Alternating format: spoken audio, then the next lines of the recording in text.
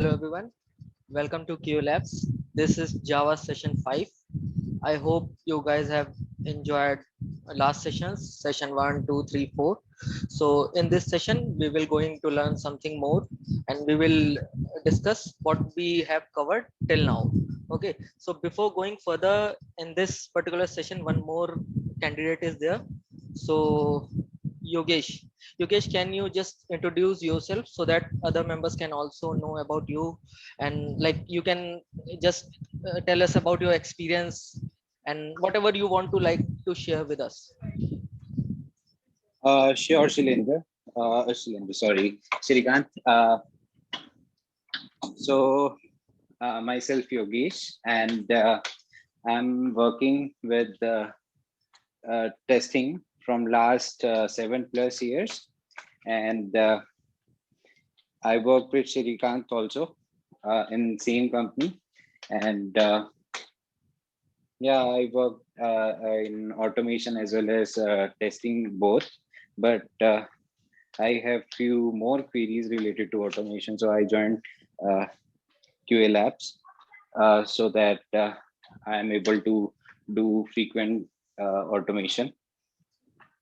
So thank you, Shrikant, for your efforts. Okay, thank you, Yogesh. So now Yep. we can proceed further on the session side. So before going further, just we do one recap, like what things we have covered till now. So these are the topics which we have covered till now.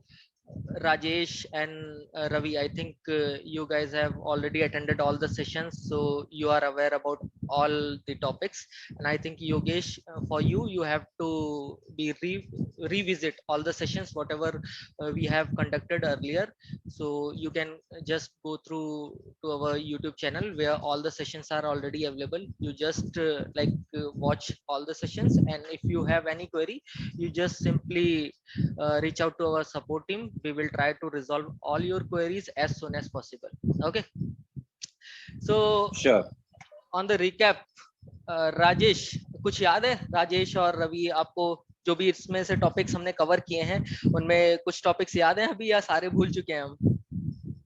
ये श्रीकांत याद है पिछली बार interface और ये exception handling cover होती है दोनों difference between abstract class और what is interface okay, and Ravi आपको कुछ याद है? आई मीन सेशन 4 से पहले का भी मैं पूछ रहा हूँ, ऐसा नहीं है कि सिर्फ सेशन 4 के बारे में हम डिस्कस कर रहे हैं. Like session 1, 2 and 3, these all are the important sessions. Okay, Yeah, so yeah. I think you are aware about these concepts: Java, like constructor chaining, super keyword. So just this is just a recap so that you guys are aware what things we have covered till now, and then we can move further what things we are going to cover today. Okay, so now we can move further, and I hope you guys have covered and do the hands-on on all the topics whatever mentioned here. Okay, so these are the topics which we are going to cover today. Like first topic is upcasting versus downcasting, second is Java array, third is Java string, and fourth is singleton class in Java. इसमें से कोई भी topic ऐसा है जो आपने पहले से पढ़ा हुआ है या आपने यूज किया हुआ है? आई थिंक स्ट्रिंग पे तो हम काम करते ही हैं. एरे भी सुना होगा, राजेश, रवि, योगेश, ऐसा कुछ? अरे सुना हुआ है, ओके स्ट्रिंग भी सुना हुआ है. ओके, एंड ना सिंगलटन? सुना तो सारा है बट काम नहीं किया ऐसा अच्छा अच्छा, सुना सारा है बट अभी काम नहीं किया, right?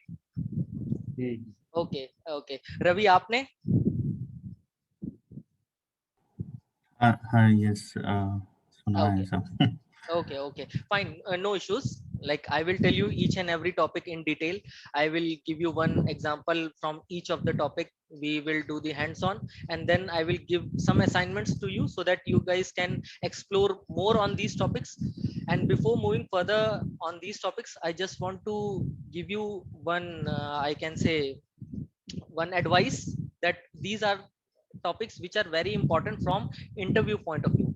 if you are going to like give any interview for the automation, so at least 30% questions interviewer may ask from Java string, Java array, singleton, upcasting or downcasting.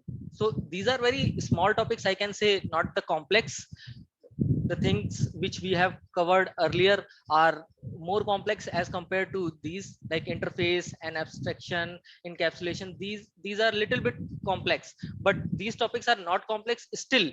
From interview point of view, these particular topics are very much important. Okay, and like while giving you the details about each topic, I will also tell you what kind of questions interviewer can ask from you. Okay, so now let's move to first topic. This is upcasting versus downcasting. अभी किसी को याद है inheritance? हमने inheritance करी थी, थोड़ा बहुत भी याद है? हाँ जी याद है। ओके, सो इनहेरिटेंस में हम क्या करते थे? Base Basic. क्लास को एक्सटेंड कर देते। ओके, और जो क्लास एक्सटेंड करती थी उसे क्या बोलते थे? Child class, Class. Derived class. Drive class, correct correct. So यहाँ पे हम अपकास्टिंग एंड डाउनकास्टिंग का एक कॉन्सेप्ट सीखने वाले हैं। ओके, सो अपकास्टिंग क्या है, डाउनकास्टिंग क्या है, डेफिनेशन वाइज पहले देखेंगे, फिर उसके बाद हम एक डायग्राम के थ्रू देखेंगे, and then we will do one practical example. Okay, so upcasting, it is a type of object typecasting in which a child object is typecasted to a parent class object. बहुत typical definition लग रही है, मेरी भाषा में आते हैं। In simple words, referring the object of derived class, ये आपका डिराइव्ड क्लास है, ठीक है, using the reference of base known as upcasting. ठीक है, इसी चीज को अब यहाँ सिंटेक्स के फॉर्म में समझते हैं। Base class BC is equal to new derived class. ये जो होता है ये हमारा रेफरेंस होता है, राइट, और न्यू कीवर्ड जो होता है वो हमारा ऑब्जेक्ट क्रिएशन के लिए होता है, करेक्ट। अब अगर इसी डेफिनेशन को फिर से समझते हैं, in simple words, referring the object of derived class, it means new derived class, referring the object of derived class using the reference of base class. Got it? So definition and जो हमारा syntax बन रहा है वो आप इसको relate कर पा रहे हो? हाँ जी। ओके, ठीक है। ओके, सो ये वाली चीज हम करते हैं, और कैसे करेंगे ये भी मैं बताऊंगा, लेकिन क्यों करते हैं ये आपके लिए एज अ असाइनमेंट होगा, सो दैट आप इसको और एक्सप्लोर करोगे, इसकी नीड कहाँ पे है। बिकॉज हमने इनहेरिटेंस किया था, इनहेरिटेंस में अगर आपको याद हो, हम अपने चाइल्ड क्लास के भी मेथड्स को कॉल कर सकते हैं, हम अपने सुपर क्लास के मेथड को भी कॉल कर सकते हैं। तो ऐसी क्या नीड है कि हमें अपकास्टिंग या डाउनकास्टिंग की requirement I, and for sure ये टॉपिक हमारा ऑटोमेशन में रिलेट करता है। ठीक है, सो मैं आपको आज इम्प्लीमेंटेशन पॉइंट ऑफ व्यू से चीजें बता रहा हूँ, क्या होती हैं चीजें वो बता रहा हूँ, बट क्यों होती हैं ये आप मुझे नेक्स्ट सेशन में बताओगे। Okay, next is downcasting. Yes, downcasting का मतलब ऑब्जेक्ट क्रिएट नहीं होता है, इसे करके देखा है तो। हाँ हाँ, अभी करके देखते हैं कि क्या होगा। ठीक है, अभी तो मैंने यहाँ पे लिख दिया है कि डाउनकास्टिंग क्या है, बट क्या एक्चुअल में ये है, ये हम चेक करके देखेंगे और प्रूफ करेंगे कैसे पॉसिबल है। ठीक है, सो डाउनकास्टिंग refers to the procedure where derived class type refers to the object of parent class known as downcasting. Simple सा ये जो डायग्राम है, डायग्राम को देख के ही समझ में आ रहा है कि अपकास्टिंग क्या है, डाउनकास्टिंग क्या है। अगर एरो के फॉर्म में समझना चाहें तो ड्राइव क्लास यहाँ बेस क्लास है, ये अपकास्टिंग हुआ और ये डाउनकास्टिंग हुआ, करेक्ट। अगर हम सिंटेक्स के फॉर्म में बात करें तो सिंटेक्स में कैसे होता है, derive class DC is equal to new derive class, correct. तो ये है ऑब्जेक्ट क्रिएशन का part, it means object of a base class, object of a super class, base class, ये सारी की सारी एक ही चीज होती हैं। ठीक है, और हम उसको रिफर किसके थ्रू कर रहे हैं, डिराइव क्लास के थ्रू, करेक्ट। तो ये हमारा डाउनकास्टिंग का तरीका होता है। लेकिन ये क्या पॉसिबल है, क्या हम ऐसे अचीव कर सकते हैं डायरेक्टली, और अगर नहीं कर सकते तो क्या प्रॉब्लम आएगी वो भी देखते हैं। ठीक है, अभी तक डेफिनेशन पॉइंट ऑफ व्यू से या डायग्राम पॉइंट ऑफ व्यू से आपको क्लियर है अपकास्टिंग डाउनकास्टिंग क्या है?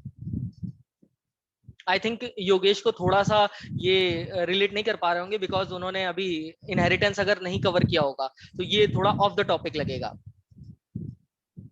Yep. ओके, अभी हम योगेश एक एग्जांपल भी करेंगे जिसमें हम प्रॉपर इनहेरिटेंस को लेके चलेंगे, सो दैट आपको और ज्यादा आइडिया मिलेगा। बट यहाँ पे अभी डेफिनेशन पॉइंट ऑफ व्यू से अपकास्टिंग एंड डाउनकास्टिंग जो है वो क्या है और कैसे हम डायग्राम के थ्रू कैसे समझ सकते हैं वो ये चीज है। राजेश और रवि आपको क्लियर हुआ? हाँ जी। सो अपकास्टिंग वर्सेस डाउनकास्टिंग इन जावा प्रोग्रामिंग कैसे कर रहे हैं ये देख लेते हैं एक बार। यहाँ एक पेरेंट क्लास है, चाइल्ड क्लास है, जो हमने यहाँ पे बात करी थी, base class derive class same चीज है, ठीक है। चाइल्ड क्लास क्या करती है, एक्सटेंड करती है पेरेंट को। जब ऐसा करेगी तो हम क्या चीजें पॉसिबल है हमारे पास, parent p is equal to new child, ठीक है। ये हो गई मेरी अपकास्टिंग। इसका मतलब है पेरेंट का जो रेफरेंस है, ठीक है, वो रेफर कर रहा है चाइल्ड क्लास के ऑब्जेक्ट को। यहाँ चाइल्ड क्लास का ऑब्जेक्ट है, उसको उसके लिए रेफरेंस कौन है, पेरेंट, पेरेंट का p, ठीक है। अब सेम चीज अगर हम डाउन कास्टिंग में ट्राई करना चाहें, उल्टी चीज ट्राई करना चाहें कि मेरा पेरेंट का ऑब्जेक्ट है और उसके लिए रेफरेंस चाइल्ड है, तो कंपाइल टाइम एरर आएगी। अभी हम ट्राई करके देखेंगे कि आती है कि नहीं आती है, ठीक है। इस चीज को भी देखते हैं। अब अगर इसे अचीव करना है तो कैसे करेंगे, तो यहाँ पे हमारे पास एक कास्ट ऑपरेटर है। ये जो हमारा ये जो लाइन आप देख रहे हो, ये कास्ट ऑपरेटर के लिए ये है कि कैसे हम डाउन कास्टिंग अचीव कर सकते हैं। सो डाउन कास्टिंग अचीव करने के लिए हमें क्या करना होगा, पहले हमें अपकास्टिंग करना होगा। आप अगर ये देखोगे parent p is equal to new child, it is a upcasting. Now this is the reference, okay. हम इस रेफरेंस को क्या करेंगे, इस रेफरेंस को कॉपी करेंगे, ठीक है। कहाँ कॉपी करेंगे ये देखने वाली चीज है, correct. So we copy the value present in reference of super class. Super class यहाँ का क्या है, पेरेंट क्लास की बात अगर हम करें, दैट इज अगर अभी हम एक एग्जांपल में भी इस चीज को देखेंगे, into the reference of sub class along with cast operator. तो ये जो एक डायग्राम है कैसे होती हैं चीजें, मतलब अगर हमें एक अपकास्टिंग या डाउन कास्टिंग अचीव करनी है तो क्या सिंटेक्स होगा, सिंटेक्स वाइज ये हमारी चीज है, ठीक है। अगर इसी को एग्जाम्पल के थ्रू देखना चाहें तो एग्जाम्पल के थ्रू अगर हमें देखना है तो कैसे देख सकते हैं। पहले तो एक चीज ये देखते हैं जो हमने यहाँ बात करी थी कि अगर हम डाउन कास्टिंग ट्राई करते हैं विद दिस सिंटेक्स क्या होगा, कंपाइल टाइम एरर आएगी। कंपाइल टाइम एरर क्या होती है राजेश? जो रन करने से पहले ही आ जाती है, पता चल जाता है कि क्या मतलब है। रवि यहाँ पे कुछ एरर आ रही है, आप बताओगे ये कौन सी टाइप की एरर होगी? ये compile time, okay fine, compile करने से ठीक है। सो योगेश, यहाँ पे जो एरर आ रही है वो कंपाइल टाइम है। कंपाइल टाइम इसलिए है क्योंकि अभी हमने एग्जीक्यूशन नहीं किया है, सिर्फ हमने अपना एक सिंटेक्स दिया और सिंटेक्स में ही हमें यहाँ पे एरर मिल रही है, इसलिए ये हमारी कंपाइल टाइम है। अगर आप प्रीवियस सेशंस को फॉलो करोगे तो वहां पे compile time versus run time हमने डिटेल में डिस्कशन किया हुआ है, ओके। हाँ, मैंने फर्स्ट सेशन देखा था, ओके उसमें आपने बताया हुआ ये। Okay okay. सो यहाँ पे अगर हम क्या अचीव कर रहे हैं, फर्स्ट ऑफ ऑल पूरी क्लास को देखते हैं, क्लास क्या है, इसमें इनहेरिटेंस कैसे हो रही है, फिर हम क्या अचीव करने की कोशिश कर रहे हैं, सो दैट जो भी हमारी ऑडियंस है सभी को चीजें क्लियर हो जाएं। तो first of all this is a animal class. Inside the animal class we have one method eat, okay, this is the implementation of eat method. Next class is dog, which is extending animal class, and it has a method bark. It has another implementation. Similar way, another class baby dog, which is extending dog, okay, and it has method weep. It has implementation. Now we have main method, and here we are like creating the object of baby dog. Here we are trying to create the object of baby dog, but referring to the animal, like I can say it is referring to parent class, okay. So ये जो चीज हो रही है यहाँ पे, अगर आप इस चीज को देखोगे, अभी अगर हम देखें animal an is equal to new baby dog, ठीक है, ये पॉसिबल है। पॉसिबल क्यों है, यहाँ पे मेरा ऑब्जेक्ट बेबी डॉग का बन रहा है, ठीक है। और उसके बाद हमने क्या किया, इसमें हमने अपना एनिमल में reference an is a reference of animal. Animal क्या है, हमारी पेरेंट क्लास है, okay. Then an dot eat, correct. अब कास्टिंग यहाँ पे समझ में आई हमने कैसे करी, अभी हम हैंड्स ऑन भी करेंगे इस पे। राजेश कुछ क्लियर हुआ? ठीक है। अब सेम चीज जैसे हमने बात करी थी, अब कास्टिंग करेंगे वैसे ही हम डाउन कास्टिंग भी करेंगे। डाउन कास्टिंग में क्या करेंगे, हम अपना चाइल्ड क्लास का रेफरेंस देंगे और हमारा जो ऑब्जेक्ट होगा वो हमारा सुपर क्लास होगा या मैं कहूँ बेस क्लास होगा, ठीक है। In that case we are getting some error, okay. अब यहाँ पे अगर एरर देखोगे आप तो यहाँ पे जो कास्ट एक्सेप्शन, अगर आप और डिटेल में अगर इसको आप नोटपैड के थ्रू एग्जीक्यूट करना चाहोगे, यहाँ पे तो आपको डायरेक्टली मिल गई एरर, और आपको कंपाइलर खुद ही बता रहा है, आपको आईडी खुद ही बता रहा है कि हमें यहाँ पे हम पॉसिबल नहीं है, ये चीज हम नहीं कर सकते। बट अगर आप नोटपैड के थ्रू अगर आप ट्राई करोगे तो यहाँ पे क्लास कास्ट एक्सेप्शन आपको मिलेगी, ओके। सो इट मींस ये चीज पॉसिबल नहीं है। अब पॉसिबल नहीं है तो इसको अचीव कैसे करें, माइंड में आ रहा होगा, करेक्ट। तो अगर इसे अचीव करना है तो अचीव करने का तरीका क्या है, हम पहले एक काम करते हैं, यहाँ पे अपकास्टिंग करते हैं। एनिमल ANI बनाया, is goes to new baby dog. इसका जो हमारा ऑब्जेक्ट था उसके लिए रेफरेंस हमने अपने एनिमल जो क्लास थी उसका दिया, ठीक है।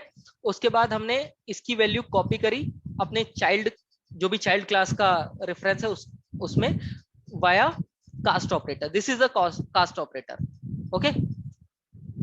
यहाँ पे इतनी चीज क्लियर हुई कि डाउन कास्टिंग अप कास्टिंग हम हमारे लिए सिंटेक्स क्या है और हम अचीव कैसे कर सकते हैं, ठीक है। अभी हम इसको प्रोग्राम एग्जीक्यूट करके देखते हैं और जो भी चीजें हैं वहां पे डिस्कस करते हैं, ओके। यहाँ तक चीज हाँ, ठीक है। इसका डाउन कास्टिंग का मतलब यूज मुझे समझ में नहीं आया। वो काम वैसे ही कर सकते थे तो क्यों नहीं कर रहे हैं इसे यूज? यही तो हम मैंने नॉर्मली आपको एज असाइनमेंट इसीलिए तो मैंने बोला कि हम तो ये सारी चीजें जो मेथड्स हैं, अगर आप प्रीवियस स्लाइड पे देखो, यहाँ पे अगर मैंने चाइल्ड क्लास का ऑब्जेक्ट बनाया उसके थ्रू भी मैं कर पा रहा हूँ, राइट। और मैं यहाँ पे डाउनकास्टिंग के थ्रू भी वही चीजें कर रहा हूँ, तो नीड क्या है इसकी, यही चीज आपको एक बार रिसर्च करना है, आपको एक्सप्लोर करना है, सो दैट आपको एक्चुअल यूज डाउनकास्टिंग का या अपकास्टिंग का आपको पता चल सके। जब आपको ये एक्चुअल यूज पता चल जाएगा, आप इसको इजिली रिलेट कर पाओगे ऑटोमेशन पॉइंट ऑफ व्यू से कि ऑटोमेशन में हम कहाँ यूज कर पाएंगे, ओके। सो इस टॉपिक को आपको थोड़ा सा और एक्सप्लोर करना है। अभी मैंने आपको डाउनकास्टिंग या अपकास्टिंग क्या है, उसका क्या सिंटेक्स है, उसको कैसे अचीव करते हैं, ये मैंने बताया। But what is the need, अगर हमारे पास ऑलरेडी चीजें अवेलेबल हैं तो, करेक्ट। So correct. श्रीकांत, हाँ जी, एक क्वेश्चन है। हाँ हाँ ये एक बार फुल स्क्रीन करोगे आप? हाँ हाँ इसमें हमने एक लाइन लिखी हुई है ना, animal AN is equal to, मतलब कि हमने पेरेंट का रेफरेंस लेके पेरेंट क्लास का रेफरेंस लेके चाइल्ड क्लास को कॉल करा, ठीक न्यू है। चाइल्ड क्लास बनाया, ये ठीक है। यहाँ उसके पे बाद योगेश जो ये न्यू बेबी डॉग लिखा हुआ है, इट मींस वी आर हाँ हाँ creating the object of child, okay. Okay, creating the object of child, ठीक है। उसके बाद फिर AN डॉट ईट हाँ, ब्रैकेट स्टार्ट क्लोज, इसका मतलब क्या है? इसका मतलब ये है एन हमारा रेफरेंस है, उस रेफरेंस के थ्रू हमने क्या किया, ये जो ईट मेथड बना था यहाँ पे आप देख रहे हो, बिल्कुल सही, ठीक है, उसको हमने कॉल किया है, ओके ठीक है। इसमें श्रीकांत, इसमें ठीक ना है। ईट जो मेथड है उसको कॉल करा वो एनिमल क्लास में है, ठीक है। अब इसमें ऐसा भी हो सकता है AN डॉट वीप कर सकते थे हम। ट्राई करके देखते हैं साथ के साथ पॉसिबल है या नहीं। इसीलिए मैंने कहा कि हम आज देखेंगे कि कैसे इम्प्लीमेंटेशन हो रही, बट इसकी नीड क्या है ये आप रिफर करोगे, आप इसको एक्सप्लोर करोगे तो आपको और चीजें पता चलेंगी। बट आपने जो बोला कि वीप अगर हम ट्राई करें तो क्या होगा, देखते हैं पॉसिबल है या नहीं, ठीक है। सो चलते हैं डायरेक्ट क्लास पे। हमारी क्लास है एनिमल। एनिमल कहाँ पे है, एनिमल, सेकेंड, आ गई एनिमल।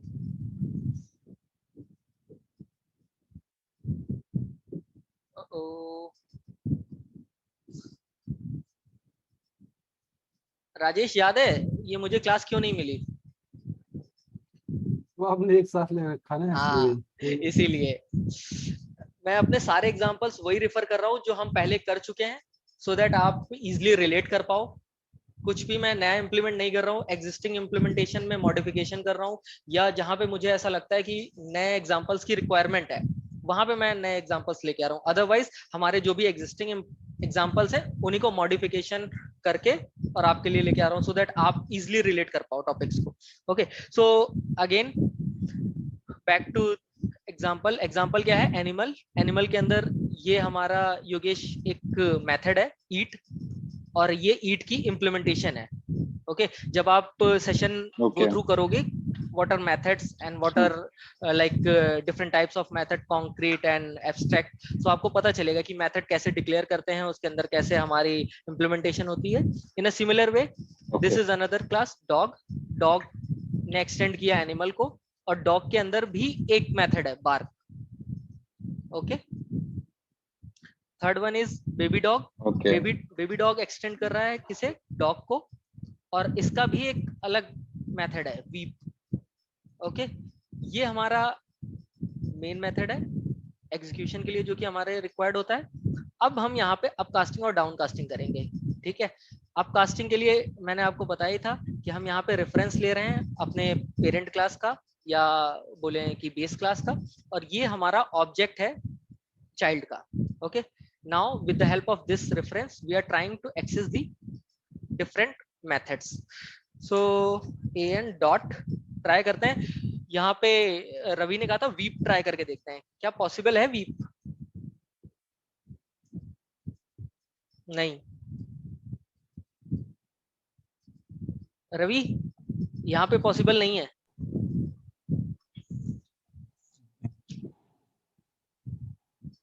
करेक्ट यहाँ पे सिर्फ पॉसिबल क्या है, ईट। अब कोई बताएगा मुझे ऐसा क्यों?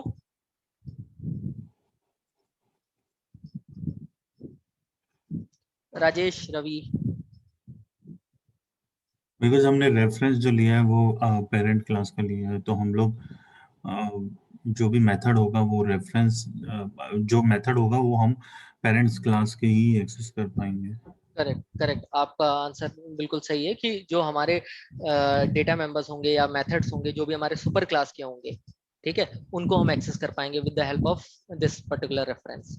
Okay next thing downcasting. Okay and one more thing Shrikant, जब हमें डॉट ईट जो ईट मेथड है वही एक्सेस करना था, तो मुझे अपकास्टिंग की जरूरत का एनिमल an कर देता इक्वल टू न्यू एनिमल कर देता, तो एनिमल के लिए मतलब ऑब्जेक्ट बना लेता एनिमल क्लास का।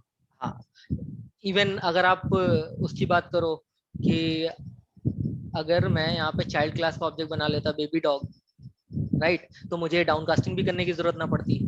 करेक्ट जो अभी हम यहाँ पे कर रहे हैं सिमिलर वे में, जैसे आपने बोला कि अगर मैं यहाँ पे एनिमल का ऑब्जेक्ट बना लूं और एनिमल डॉट ईट कर लूं, चल जाएगा। करेक्ट इन अ सिमिलर वे डाउनकास्टिंग मैं ना करूं और मैं डायरेक्टली बेस क्लास के ऑब्जेक्ट बना लूं और बेस क्लास के मेथड कॉल कर लूं, जो हमने पहले किया हुआ है।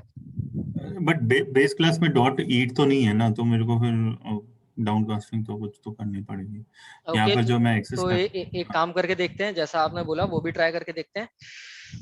बेबी डॉग, ठीक है, आपने बोला कि हम ईट नहीं कर सकते, ठीक है, इसीलिए मैंने ये एक एक्सरसाइज दी है कि आप जब एक्सप्लोर करोगे आपको पता चलेगा कि रिक्वायरमेंट क्या है, आखिरकार इसकी नीड कहाँ पे है। ठीक है हमने कहा था बेबी डॉग, ठीक है बेबी डॉग, और यहाँ पे मेरे सारे मेथड्स आ रहे हैं रवि, ईट इंक्लूडिंग ईट, राइट।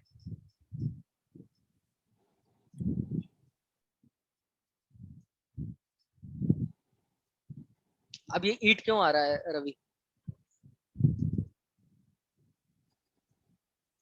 कोई आइडिया? राजेश आपको? इनहेरिट कर दिया ना वो उसके पास से वो। एक्सटेंड करा है हाँ हमने, हाँ एक्सटेंड करा करेक्ट है। करेक्ट सो यही मेरा यहाँ पे क्वेश्चन था कि अगर हम यहाँ बीबी डॉट करके ये सारी चीजें हम अचीव कर ले रहे हैं, फिर हम यहाँ डाउनकास्टिंग क्यों कर रहे हैं, राइट।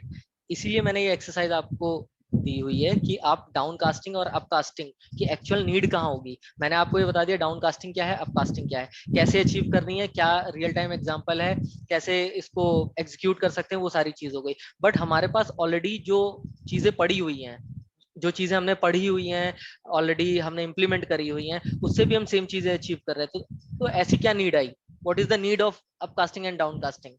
ओके तो ये चीज आप एक्सप्लोर करोगे, तब आपको पता चलेगा कि डाउनकास्टिंग और अपकास्टिंग की रिक्वायरमेंट कहाँ है। और आई होप अगर आप एक्सप्लोर इस टॉपिक को करोगे तो आपको ये भी पता चल जाएगा कि ऑटोमेशन में हम एग्जैक्टली इसे कहाँ यूज करेंगे। ठीक है, सो ये पर्टिकुलर जो टॉपिक या मैंने आपको why we need upcasting and downcasting, it is assignment for you. Okay, like after complete session एक असाइनमेंट शीट भी है, उसमें ये टॉपिक है आपका। और अगर आपको नहीं आता है, सपोज आप नहीं एक्सप्लोर कर पाते हो या आपको किसी भी वजह से नहीं समझ में आ रहा है कि still you are not able to differentiate between upcasting and downcasting, और आपको नहीं पता चला कि what is the need, then you can directly reach out to me और support, we can discuss in detail. Okay, but first of all you have to explore these topics. Fine, make sense? ठीक है। Okay, Yes. so Rajesh, Ravi and Yogesh, कुछ upcasting and डाउनकास्टिंग कैसे हम कर रहे हैं ये चीज समझ में आई है यहाँ पे? आई थिंक योगेश के लिए थोड़ा रिलेट करना अभी थोड़ा मुश्किल होगा, क्योंकि ये टॉपिक इनहेरिटेंस से है, और ज्यादा ही जब इनहेरिटेंस वन लेवल ऑफ आप हैंड्स ऑन कर लोगे उसके बाद आपको ये ज्यादा क्लियर समझ में आएगी। But I think Ravi and Rajesh आप लोग रिलेट कर सकते हो, करेक्ट? ओके, वैसे ये टॉपिक राजेश आपने पहले कवर किया है, कभी कभी यूज किया है अपकास्टिंग या डाउनकास्टिंग इससे पहले? ये अपकास्टिंग तो नॉर्मल, जैसे अभी हम लोगों ने जो एग्जांपल्स किए थे उनमें हाँ। करके देख रहे थे, ऑब्जेक्ट बना बना कर अपकास्टिंग हो रहा है, अच्छा। कैसे चल रहा है। Okay, it means real time में आपने अभी ऑटोमेशन पॉइंट ऑफ व्यू से नहीं करा है, करेक्ट? नहीं, okay okay, so I think ये एक बेस्ट एक्टिविटी या एक्सरसाइज होगी आपके लिए जब आप इसकी एक्चुअल नीड को एक्सप्लोर करोगे, what is the need of this upcasting and downcasting. Okay, so now can we move further? I think वो टॉपिक योगेश इजिली रिलेट कर पाएंगे। नेक्स्ट टॉपिक, यहाँ तक चीजें क्लियर हुई कि अपकास्टिंग और डाउनकास्टिंग कैसे कर रहे हैं, क्या है, ठीक है, और कैसे हमने हाँ जी। अचीव करी। Okay, so Yeah. Next topic is Java array. Java array सभी ने किया होगा, पढ़ा होगा आई थिंक, कुछ ना कुछ। रवि कुछ याद आ रहा है जावा एरे? ये नॉट ओनली इन जावा, हमें C++ में भी मिला था, राइट? हाँ, इसमें इसमें क्या होता है कि मतलब हमारा प्री डिफाइंड नहीं होता है how many number of data we are going to store, तो हम एरे यूज कर लेते हैं। ओके ओके, और इसके अलावा और क्या क्या पता है जावा इस पर्टिकुलर एरे के बारे में, और क्या करते हैं हम एरे में? राजेश? एरे का हम ओके,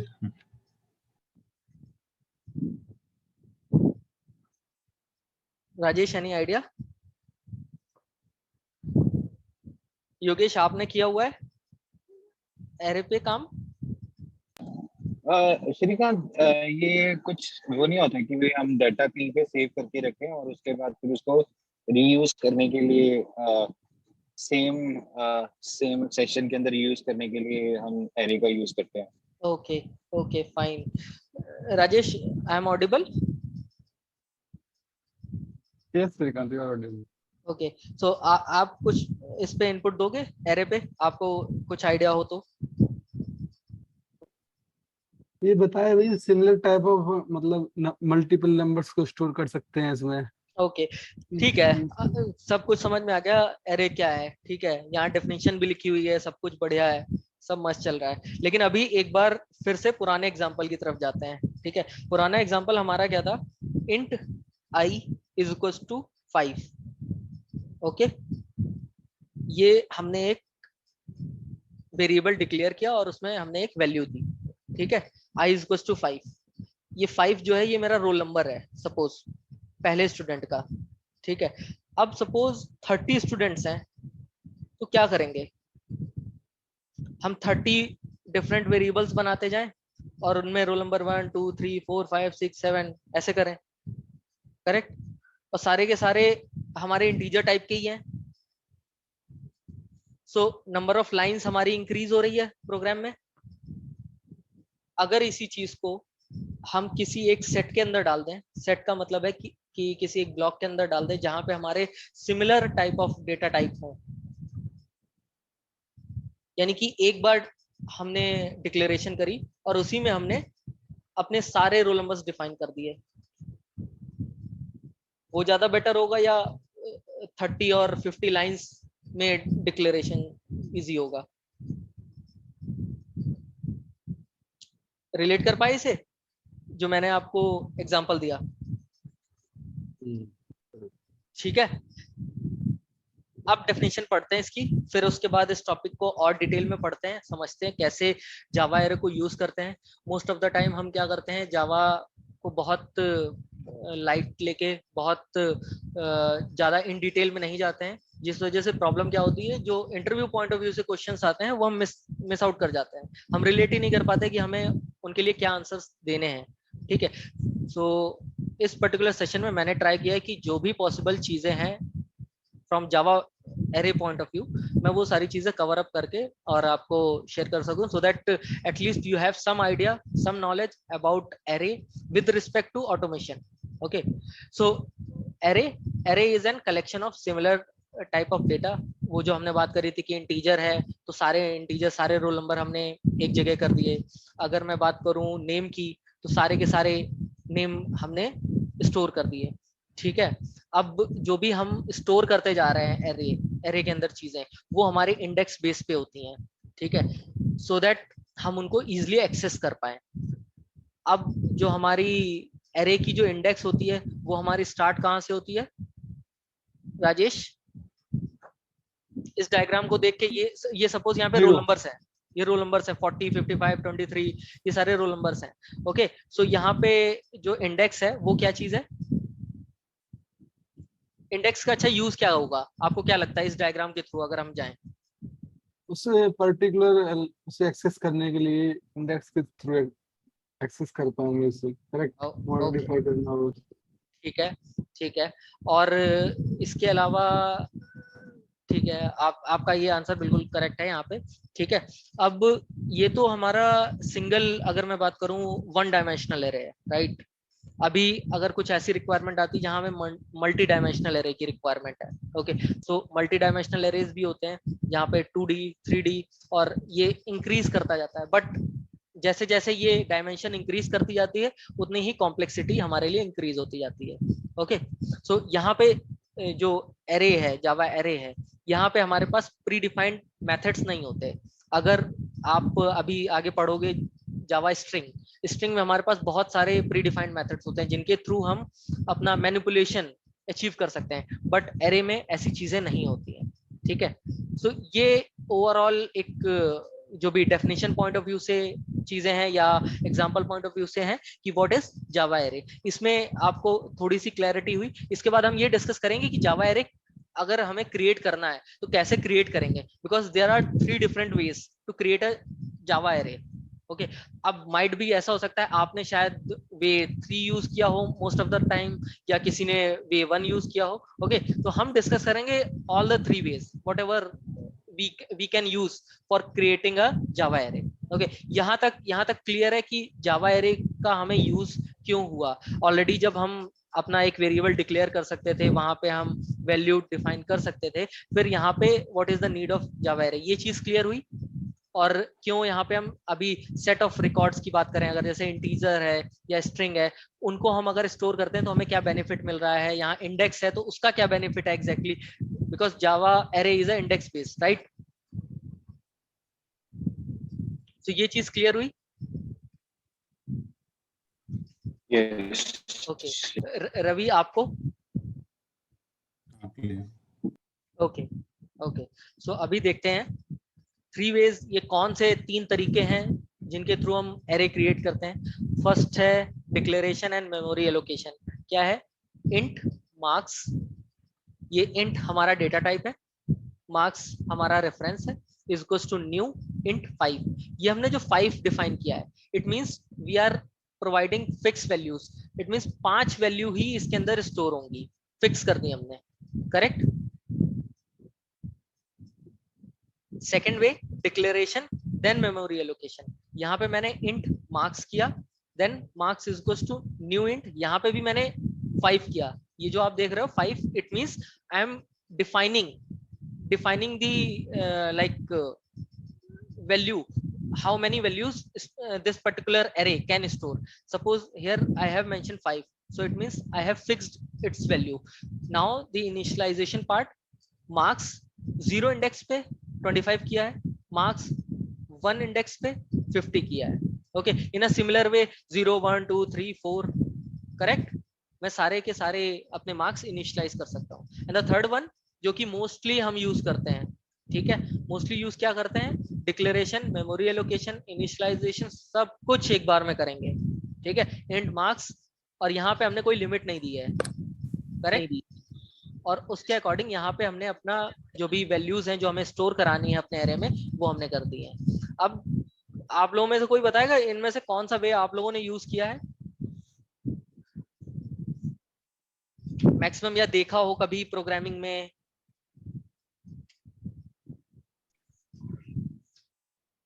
राजेश आपने, रवि, योगेश आपने कौन सा यूज किया है? फर्स्ट वाला देखा है.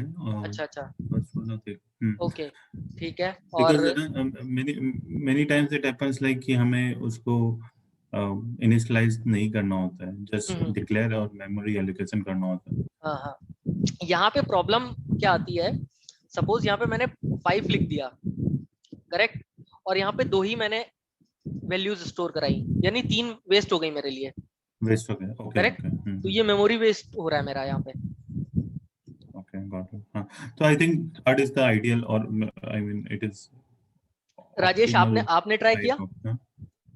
नहीं श्रीकांत, मैंने नहीं किया. श्रीकांत मुझे जस्ट इतना पूछना था, जो अपने थर्ड वन वाला बताया है, तो इसमें मैंने अभी इतनी वैल्यूज 5 वैल्यूज दी हैं, तो ये फिक्स हो गया 5 के लिए, मतलब मार्क्स मतलब जो एरे है ये 5, मतलब इसकी वो होगी कैपेसिटी.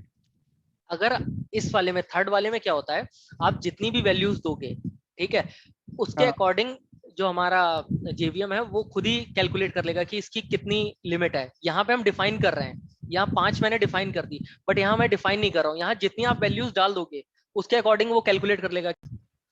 यस राजेश. मेरा क्वेश्चन ये था इसमें, जैसे मैंने ये 5 एलिमेंट डिक्लेयर कर दिए अभी, तो बाद में मैं 6 नंबर पे एक और इंसर्ट करना चाहता हूँ, तो मैं कर पाऊंगा? क्योंकि ये आप बोले इसकी लिमिट नहीं है, इसमें कितना भी कर सकते हैं. बाद में कर सकता हूँ, या फिर ये फर्स्ट टाइम जब मैंने इसमें एलिमेंट ये इनिशियलाइज एंटर किए हैं उसमें फिक्स हो गया ये 5. ओके, सो आप ये बोल रहे हो कि 1 2 3 4 5 6 मैंने कर दिया, ठीक है, उसके बाद मैं 7 और ऐड करना चाहता हूँ, ठीक है? हाँ जी, करेक्ट. सो आप इसको अगर यहीं पे ऐड करना चाहते हो तो आप ऐड कर लोगे, ठीक है, बट आगे क्या हमारे पास अपेंड करने का कोई मेथड है एरे में? जैसे अभी हम स्ट्रिंग में देखेंगे कि अपेंड करना है, अपेंड मतलब कि ऐड करना है या कॉन्कैट करना है, ठीक है, तो क्या हमारे पास एरे में ऐसा मेथड है? पहले ही मैंने बता दिया है कि एरे में हमारे पास कोई भी प्री डिफाइंड मेथड्स नहीं है, ठीक है, सो इट मींस मेथड तो नहीं है. मैं यही नीचे लिख देता हूँ, मार्क्स 6 इक्वल टू नीचे 70, तो वो हो जाएगा. अभी ट्राई करके देखते हैं इसको, क्या एरर आएगी या होगा, ठीक है? ओके, सो ये एक एग्जांपल है, ठीक है, बेसिक एग्जांपल है एरे का.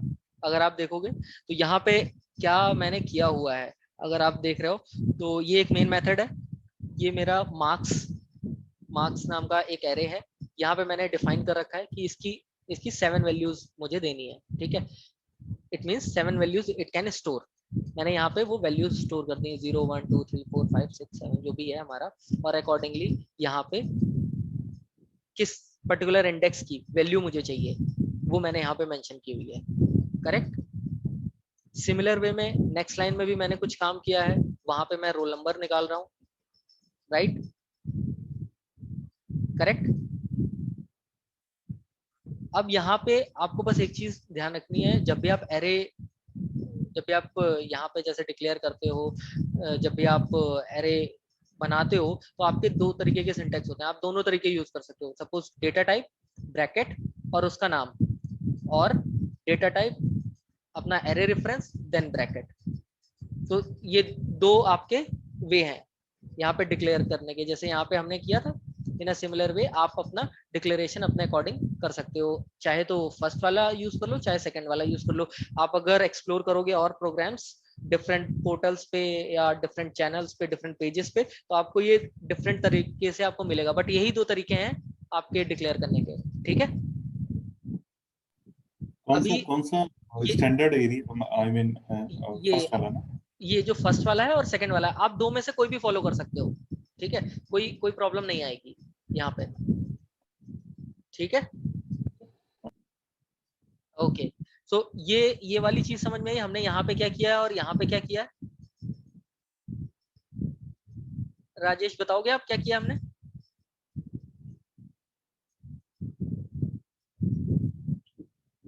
इसमें मतलब इस वाले जो लास्ट जो सेकंड वाला है, इसमें मतलब एक साथ ही कर दिया है, एरे डिक्लेयर किया, उसमें वैल्यू भी असाइन कर दी है। ठीक है, और ऊपर फर्स्ट वाले में? फर्स्ट वाले में एरे डिक्लेयर किया है फर्स्ट टाइम, साथ वैल्यू असाइन की है इसमें। ओके, ठीक है। इसको थोड़ा सा देखें जरा, एग्जीक्यूशन क्या है इसकी। अरे योगेश, आपको समझ में आया कि हमने क्या किया? हाँ श्रीकांत, मैं ओके समझने की कोशिश कर रहा हूँ। ओके ओके, ठीक है। अभी अभी अगर वापस से उसी एग्जांपल में चलते हैं, ठीक है, और एग्जांपल को ही देखते हैं। तो इस एग्जांपल में आपको कहाँ पे डाउट हो रहा है या क्या चीज आपको नहीं अभी रिलेट कर पा रहे हो? फर्स्ट वाला तो समझ आ गया, सेकंड वाला जो रिलेट है ना रोल हाँ नंबर वाला, हाँ हाँ, उसको नहीं रिलेट कर पा रहा हूँ। ओके। तो सेकंड वाला जो है वो हमारा इस तरीके, ये जो थर्ड अप्रोच है, मैंने यहाँ पे थर्ड अप्रोच यूज करी हुई हाँ है। ठीक है, थर्ड अप्रोच के बिल्कुल। अकॉर्डिंग यहाँ पे इंट रोल नंबर लिखा। ये मैंने हाँ अपना हाँ एरे का जो भी बॉक्स था, अभी मैंने यहाँ पे कोई भी लिमिट नहीं दी इसे, और यहाँ पे मैंने ये बिल्कुल। वैल्यूज स्टोर करा दी, 1 2 3 4 5 6 7 8 9 10 11 12 जो भी है, ठीक है। ये सारी की सारी वैल्यूज स्टोर करा दी अपने रोल नंबर एरे के अंदर। अब मैं यहाँ पे क्या कर रहा हूँ, मुझे 11th इंडेक्स पे कौन सी वैल्यू स्टोर्ड है इस पर्टिकुलर एरे के अंदर, वो मैं फेच कर रहा हूँ। ओके, समझ गया। ओके, इन अ सिमिलर वे मुझे ये चीज क्लियरली पता चल रही है कि आप इसको इजिली क्यों रिलेट कर पाए, क्योंकि यहाँ पे इंडेक्स के साथ यहाँ पे आपका वैल्यू दी हुई थी, तो आप इजिली रिलेट कर पाए कि बिल्कुल। 0 पे क्या जा रहा है, 1 पे क्या जा रहा है, 2 पे। बट यहाँ पे हमें रिलेट करने में थोड़ा सा डिफिकल्टी होती है। रवि, आप रिलेट कर पाए इसे? ठीक है। हाँ, समझ पाया मैं इसको। ओके, बट इसमें यही है कि इंडेक्स 11 पर जो भी वैल्यू होगी वो पुल आउट आएगी। हाँ बट है ना, हाँ इसमें जरूरी नहीं है ना कि ना 11, यदि ऐसा कुछ हो सकता है क्या 11 या 21 कर दिया, हाँ पर हाँ, 21 हमने वैल्यू नहीं दी है, तो यहाँ हाँ। पर मेरे को कंपाइल टाइम में एरर आ जाएगा ये या कम, रन टाइम आएगा? देखें क्या आएगा, बट ये तो है, कंपाइल टाइम तो नहीं आएगा। ठीक ओके। है, चलो देख लेते हैं एक बार, जैसा आपने कहा है वैसा ही करके देख लेते हैं एक बार। ठीक है, यहाँ पे अगर इसी एग्जांपल को रिलेट करते हुए चलते हैं, थोड़ा सा वो कर देते हैं इस एग्जांपल को, उतना बड़ा नहीं बनाते हैं। ठीक है, इंट मार्क्स करके। ओके, और यहाँ पे हमारा जो भी मार्क्स हमने डिफाइन किया, यहाँ पे लिमिट क्या दे रखी है हमने, 7 दे रखी है, बट हम यहाँ 7 नहीं देते हैं, सिर्फ एक एग्जांपल है हमारा क्योंकि। ठीक है, तो हम इसे ओके। ओके। 3 के साथ ट्राई कर लेते हैं। ठीक है, यहाँ पे आ जाते हैं, क्या है, एक सेकेंड, कुछ गड़बड़ करी क्या? ओके सॉरी, ये हमारा इंटीजर, क्योंकि मार्क्स तो हमने यहाँ वेरिएबल दे ही रखा है। ठीक है, और इसे हटा देते हैं, यहाँ पे वैल्यू 3 डाल देते हैं। अब हम बस क्या करेंगे, अपने ये मार्क्स नाम का एरे बन चुका है, 0 इंडेक्स पे कुछ मार्क्स दे देते हैं। ठीक है, 12, और सॉरी मार्क्स, ठीक है, 1 पे दे देते हैं 13, और मार्क्स, ठीक है, ये हो गया। रवि, अगर मैं ये ट्राई करूं क्या होगा, जो मैं ट्राई कर रहा इसमें हूँ, एरर आ जाएगा। हाँ, वाई? बिकॉज लेकिन आया नहीं।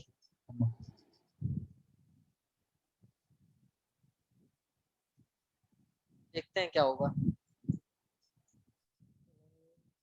ठीक है,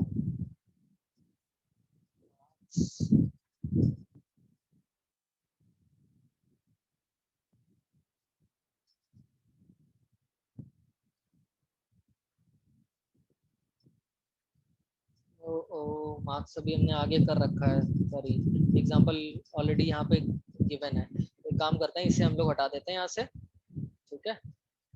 पहले हम इस एग्जांपल को रिलेट करते हैं, फिर इसको करते हैं। ऑलरेडी ये एग्जांपल यहाँ पे हमारे प्रोग्राम में है, ठीक है।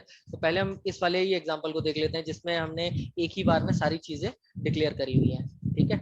सो रोल नंबर है, रोल नंबर के अंदर ये सारे के सारे रोल नंबर दिए हुए हैं, करेक्ट। क्लियरली समझ में आ रहा है ये चीज कि हमने कैसे यहाँ पे एरे अपना बनाया हुआ है और कैसे स्टोर की हुई है वैल्यूज, करेक्ट।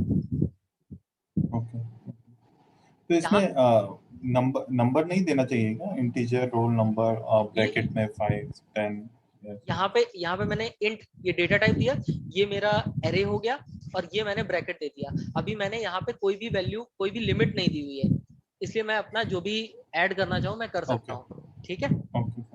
तो लाइन नंबर 8 क्लियर हुई? यस। योगेश आपको? यस। ओके, सो अब यहाँ पे क्या कर रहे हैं हम?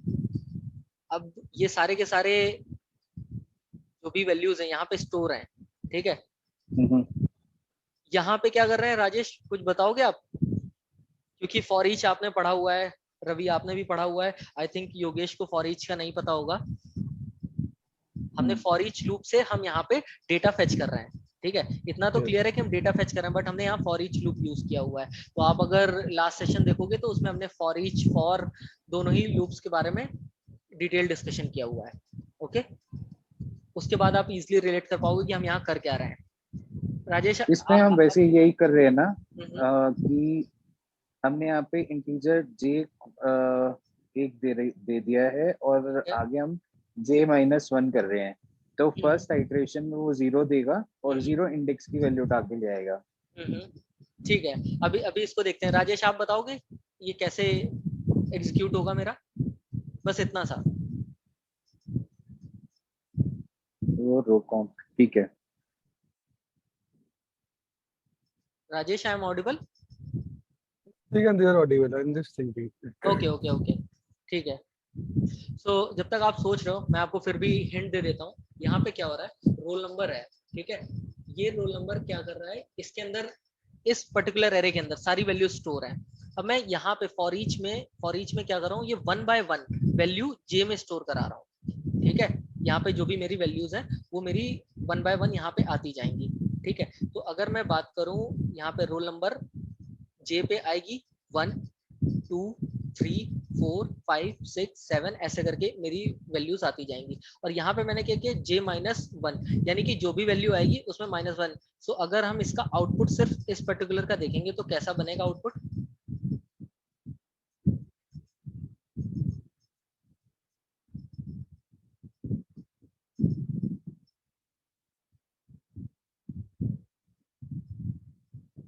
ठीक है,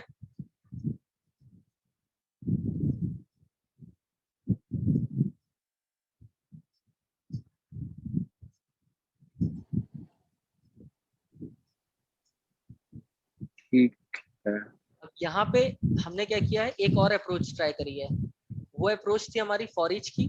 ये अप्रोच है हमारी जो नॉर्मल फॉर लूप होता है, जो आप लोग यूज करते होंगे, जहाँ पे हम अपना एक इनिशियलाइजेशन करते हैं, फिर एक लिमिट बताते हैं कि कहाँ से कहाँ तक हमें एग्जीक्यूशन चलाना है, और एक फिर इंक्रीमेंट होता है, ठीक है। तो ये सेकंड अप्रोच है। यहाँ पे हमने क्या किया, 0 से शुरू किया, रोल नंबर डॉट लेंथ हमने टोटल निकाल ली कि टोटल लेंथ कितनी है उसकी, प्लस i++, ठीक है। Number of roll number of student, अब मुझे अगर यहाँ करना है तो मैंने यहाँ पे i+1 और रोल नंबर यहाँ पे i की वैल्यू, जो भी मेरी i की वैल्यू आती जाएगी 0 1 2 3 4 5 6 7, इस तरीके से जो भी वैल्यूज मेरी बनेंगी वो सारी की सारी यहाँ स्टोर होती जाएंगी, ठीक है। तो ये 2 वे हैं एक्सेस करने के। अभी हम डिटेल में इसको प्रेजेंटेशन फॉर्म में भी देखेंगे कि क्या तरीके हैं हमें एग्जीक्यूशन के, अगर हमें एग्जीक्यूशन टाइम पे, क्योंकि एरे डिक्लेयर कर दिया आपने उसके अंदर वैल्यू सेट कर दी, बट अगर आप उसके अंदर से वैल्यू निकाल नहीं पा रहे हो तो कोई बेनिफिट नहीं होगा ना उसका, करेक्ट। एक डाउट है इसमें। डाउट है, फॉर ईच लूप लगाया आपने, right? Integer j and roll number ऊपर आपने लिख रखा है स्टार्टिंग विथ 1, राइट? तो 1 निकल कर आ जाएगा, इंट j कॉलन 1, ठीक है। फिर यहाँ पर प्रिंट हो जाएगा रोल नंबर ऑफ स्टूडेंट, यहाँ पर 1 प्रिंट हो जाएगा, and then colon roll number J-1, मतलब 0 पर क्या वैल्यू है, 1 आ जाएगा, राइट। ओके और उसके बाद फिर वापस से कैसे जाने वाला है, क्या होगा, सेकंड स्टेप कैसे होगा, मतलब फिर अगेन वापस यहाँ पर वैल्यू 2 आएगी, राइट। करेक्ट। ऊपर से आपका 2 आएगी वैल्यू ना। आपका ये जो यहाँ पे लूप है, ठीक है, जो भी इसकी वैल्यूज है ये आपकी लूप में वो करती जाएंगी, रोटेट करती जाएंगी, ठीक है, 1 by 1। बट है ना श्रीकांत, इसमें चेंज कैसे हो रही है, जैसे फर्स्ट ले लिया मैंने, रोल नंबर मेरा 1 आ गया, ठीक है। यहाँ पर लास्ट में आपने J-1 करा, मतलब रोल नंबर 0 हुआ, तो उसकी वैल्यू 0 इंडेक्स पर 1 है, तो 1 प्रिंट हो गई। अब नेक्स्ट लूप में कैसे जाएगा, मतलब कहाँ पर ऐसा है कि वो अच्छा वापस से जाकर देख। हाँ, तो ये जो हमारा फॉर ईच होता है, फॉर ईच में हमारा ऑटोमेटिक जो ये पार्ट हमने यहाँ पे मेंशन किया हुआ है, ठीक है, फॉर ईच में ये ऑटोमेटिक होता है, इसीलिए हम लोग हाँ, जब जितने भी नंबर्स हैं उतना वो उतनी बार वो जाएगा। Correct correct. यहाँ पे हमारा जो फॉर नॉर्मल फॉर है जो हम हमेशा से पढ़ते आ रहे हैं, उसमें हमें क्या होता है, लिमिट भी बतानी होती है, इंक्रीमेंट भी करना होता है, ठीक है, बट यहाँ पे ऑटोमेटिक इंटरनली चीजें होती हैं। Okay okay, got it, thanks. ठीक है, ओके ओके फाइन। सो एक बार वापस से आते हैं, ठीक है, जहाँ पे हम थे, हमने इस पॉइंट को डिस्कस किया था, ठीक है, और इसके बाद हमने ये एग्जीक्यूशन करके देखी, access element of an array in Java. अगर हमें एक्सेस करना है एलिमेंट्स को तो हम कैसे कर सकते हैं, ठीक है। फर्स्ट वे हमारा क्या है, यही है कि हम मार्क्स, अपना जो भी हमने मार्क्स यहाँ पे स्टोर किए और उसके अकॉर्डिंग यहाँ पे इंडेक्स बाय इंडेक्स हमने सारा का सारा डेटा फेच कर लिया। बट अगर आप इसमें देख रहे हो तो आपको कितनी प्रॉब्लम हो रही है, प्रॉब्लम ये है कि जितना मुझे एक्सेस करना है उतनी बार प्रोग्राम में लिखना पड़ेगा, करेक्ट। अगर हम इसी को लूप के थ्रू कर देते जो अभी हमने डिस्कस किया, करेक्ट, तो कितना इजी होता कि वो खुद ही कैलकुलेट करता, लेंथ के अकॉर्डिंगली वो इंडेक्स बाय इंडेक्स वैल्यू हमारे लिए फेच करके ले आता। तो ये वे ज्यादा अच्छा है या जो हमने अभी प्रोग्राम में देखा वो ज्यादा अच्छा था?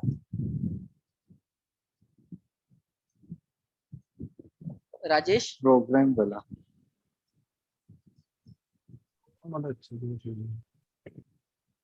ओके। सो यहाँ पे नेक्स्ट जो स्लाइड है उस पे इसी चीज पे हम बात कर रहे हैं, access elements using the Java loop, for loop, correct.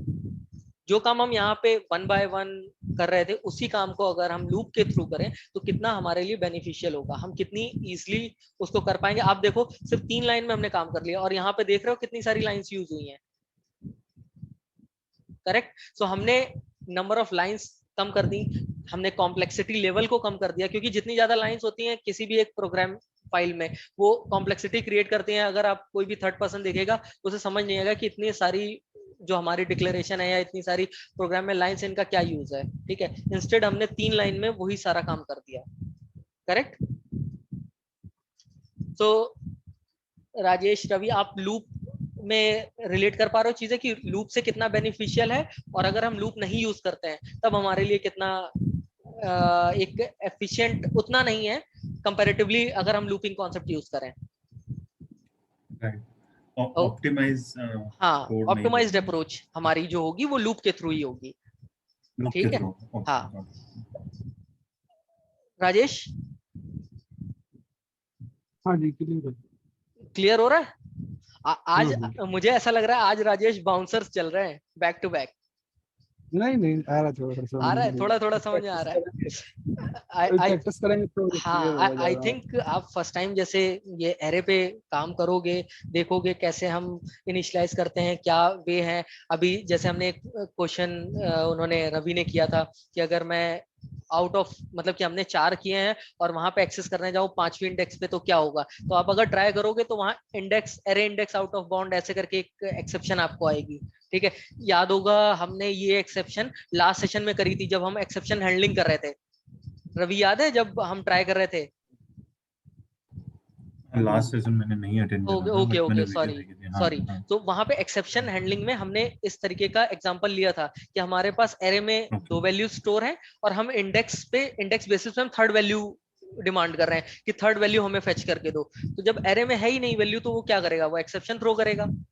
Correct. तो उस तरीके की एक्सेप्शन हमने हैंडलिंग के टाइम पे हमने ये वाला टॉपिक पर्टिकुलर देखा था। राजेश आपको याद होगा आई थिंक। हाँ जी। ओके ठीक है।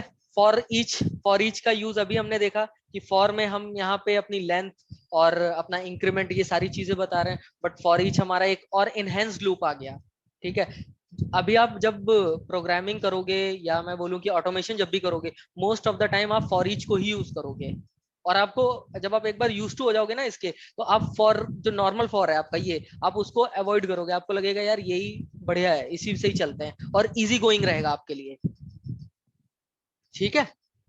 सो फॉर ईच, अगर किसी को इस पे डाउट हो कि कैसे हमारा फंक्शन करता है या कैसे ये यूज होता है, ठीक है, इसके लिए आप लास्ट सेशन भी रेफर कर सकते हो जहां पे हमने डिटेल्ड एग्जांपल्स देखे थे फॉर और फॉर ईच के। Okay Yogesh, okay. आपको समझ में आ रहा है थोड़ा सा लूपिंग की? आई थिंक ये फॉर ईच आपके लिए बिल्कुल नया होगा, राइट?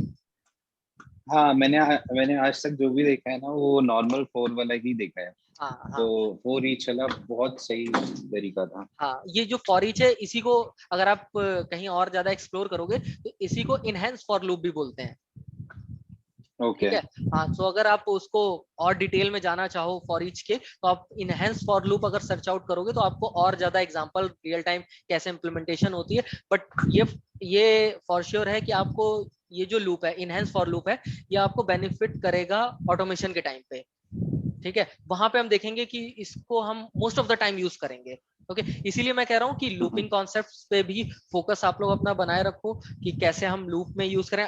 आइदर वे ये हो सकता था कि मैं आपको एरे बताता और एरे में कैसे हम एक्सेस कर रहे हैं, मैं बस इस स्लाइड के थ्रू आगे बढ़ जाता। बट क्या हमारे लिए एफिशिएंट वे है प्रोग्रामिंग अगर हम कर रहे हैं, तो इट डजंट मैटर कि हम बस डिक्लेयर कर रहे हैं और एक्सेस कर रहे हैं। ये भी मैटर करता है कि हम कितना एफिशिएंटली अपनी प्रोग्रामिंग को कर रहे हैं, कितने कम लाइन ऑफ कोड्स के थ्रू हम एग्जीक्यूशन कर रहे हैं और कितना हम मेमोरी अपनी सेव कर रहे हैं। ठीक है। So these are also important pointers which we have to consider while programming or while doing the automation. Okay, इसलिए मैं आपको सारी अप्रोचेस बताता चल रहा हूँ कि हम अगर फॉर से ट्राई करना चाहें तो फॉर से कर सकते हैं, अगर हम फॉर ईच से ट्राई करना चाहें तो हम फॉर ईच से कर सकते हैं। ठीक है। Okay okay. Now next is store and retrieve objects in array. ठीक है। अभी तक हमने जो भी बात करी वो हमने क्या बात करी, यहाँ पे मैंने एक इंटीजर कर दिया था। ठीक है। और यहाँ पे रोल नंबर कर दिया या मार्क्स कर दिया, ये सारे के सारे हमारे एक तरीके से प्रिमिटिव डेटा टाइप हो गए। ठीक है। जो कि हमें प्री डिफाइंड है, हमें पता है कि अच्छा स्ट्रिंग हो सकता है या इंटीजर हो सकता है या फ्लोट हो सकता है या डबल हो सकता है, कोई भी वैल्यू यहाँ पे आएगी हम उसे एक्सेस कर लेंगे। ठीक है, या स्टोर कर लेंगे। बट रियल टाइम ऑटोमेशन या प्रोग्रामिंग में हमारे लिए ये भी एक बहुत इंपॉर्टेंट फैक्टर है जो हम अभी डिस्कस कर रहे हैं, storing and retrieving objects in an array. एक एरे है, उस एरे के अंदर अभी तक हम डिस्कस कर रहे थे कि इंटीजर हमने सेव कर लिया, फ्लोट कर दिया, डबल कर दिया, बट यहाँ पे हम क्या कर रहे हैं, ऑब्जेक्ट सेव कर रहे हैं। ओके सो इसमें हम क्या कर रहे हैं इस पर्टिकुलर प्रोग्राम में वो देखते हैं। एक एम्प्लॉय एरे है, ये एग्जांपल हमारा पुराना है, राजेश याद है एम्प्लॉय एरे? जब हम कंस्ट्रक्टर कर रहे थे उस टाइम पे हमने इस पर्टिकुलर एग्जांपल को लिया था जहां पे एम्प्लॉय एरे है हमारा, उसमें हमने क्या किया, ये हमारे एम्प्लॉयज हैं। ठीक है, 3 एम्प्लॉयज हैं, श्रीकांत, अभिषेक, जतिन। ठीक है, तीनों की एज है कुछ, एम्प्लॉय आईडी है कुछ, ऑर्गेनाइजेशन है कुछ। ठीक है, ये तीनों के तीनों एम्प्लॉयज को हम स्टोर करेंगे अपने एक एरे में, और फिर हम कैसे रिट्रीव करेंगे उनकी डिटेल्स वो हम यहाँ देखेंगे। ठीक है, सो डायरेक्ट हम प्रोग्राम पे चलते हैं। अभी तक यहाँ पे कुछ डाउट आया कि हम यहाँ पे ऑब्जेक्ट्स को क्यों स्टोर कर रहे हैं या कैसे स्टोर कर रहे हैं? आई थिंक ये 3 लाइनें आपको थोड़ा सा डाउट कर रही होंगी, 4, 5, 6, जिसको हम प्रोग्राम में डायरेक्टली देखेंगे।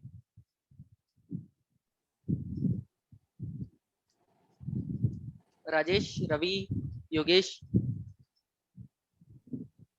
मैं तो कोड देख रहा था अभी। ओके ओके, कोड देखते हैं हम लोग, ठीक है, कोड पे चलते हैं।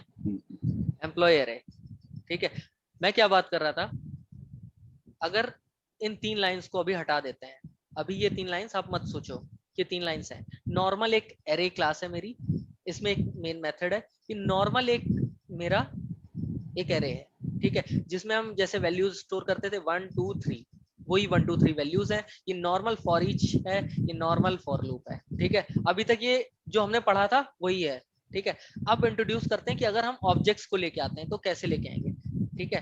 लेके आना है ऑब्जेक्ट्स को, तो लाने के लिए क्या करना होगा, पहले ये एम्प्लॉय है, एक एम्प्लॉय क्लास है, ठीक है। उस एम्प्लॉय क्लास के अंदर हम यहाँ पे हमने ये एम्प्लॉय क्लास का ऑब्जेक्ट बनाया हुआ है emp0 emp1, लेकिन ये बनाया कैसे है, ठीक है। तो उसके लिए पहले मैंने एक एम्प्लॉय क्लास बनाई है, ठीक है। इस एम्प्लॉय क्लास में अगर आप देखोगे, ये एम्प्लॉय है जहां पे मेरा नाम, मैं अपना नेम, एज, एम्प्लॉय आईडी और ऑर्गेनाइजेशन, ये सारी की सारी चीजें यहाँ पे देता हूँ, ठीक है। ठीक है। अगर हम कोई भी क्लास बनाते हैं तो क्लास में मैंने ये वेरिएबल बनाए, एम्प्लॉय आईडी, ऑर्गेनाइजेशन, ठीक है। और उसके बाद जो ये नेम, एज और एम्प्लॉय आईडी और ऑर्गेनाइजेशन, ये जो 2 एट्रीब्यूट आ रहे हैं आपके, नेम एंड एज, ठीक है, ये आपकी किससे आ रहे हैं, मैन क्लास से। यहाँ पे मैंने इनहेरिटेंस करी हुई है, ठीक है। इस एग्जांपल में इनहेरिटेंस क्या करी हुई है कि मैन क्लास में मेरे 2 एट्रीब्यूट थे, नेम और एज, ठीक है। उनको मैं लेके जा रहा हूं आगे एम्प्लॉय में, एम्प्लॉय में name, age, then 2 attributes from employ, employ ID and organisation. ये मेरा पूरा एक, अगर आप देखोगे, ये एक कंस्ट्रक्टर बन गया मेरा, ठीक है, करेक्ट। अब जब भी मैं इस पर्टिकुलर क्लास के ऑब्जेक्ट को क्रिएट करूंगा, ठीक है, तो मैं कैसे करूंगा, एम्प्लॉय emp0, ठीक है, is equal to new employ, यहाँ पे नेम। क्यों ये सारी चीजें हमने क्यों पास करी, क्योंकि ये सारी चीजें हमारा कंस्ट्रक्टर एक्सपेक्ट कर रहा है, correct. Constructor is also a special type of method. यहाँ पे योगेश को थोड़ा सा रिलेट करने में दिक्कत हो रही होगी, क्योंकि यहाँ पे हमने कंस्ट्रक्टर कॉन्सेप्ट भी यूज करा है ऑब्जेक्ट क्रिएशन के लिए, सेकंड यहाँ पे हमने इनहेरिटेंस भी यूज किया हुआ है, और थर्ड अब हम यहाँ पे एरे यूज कर रहे हैं। तो यहाँ पे 3 कॉन्सेप्ट यूज हो रहे हैं, इस वजह से शायद योगेश को थोड़ा सा रिलेट करने में प्रॉब्लम हो, बट राजेश एंड रवि आप इसको रिलेट कर पा रहे होगे कि हम नॉर्मल यहाँ पे एक ऑब्जेक्ट क्रिएट कर रहे हैं, जैसे हम ऑब्जेक्ट क्रिएट करते थे, करेक्ट, किसी भी क्लास का। रवि कोई doubt?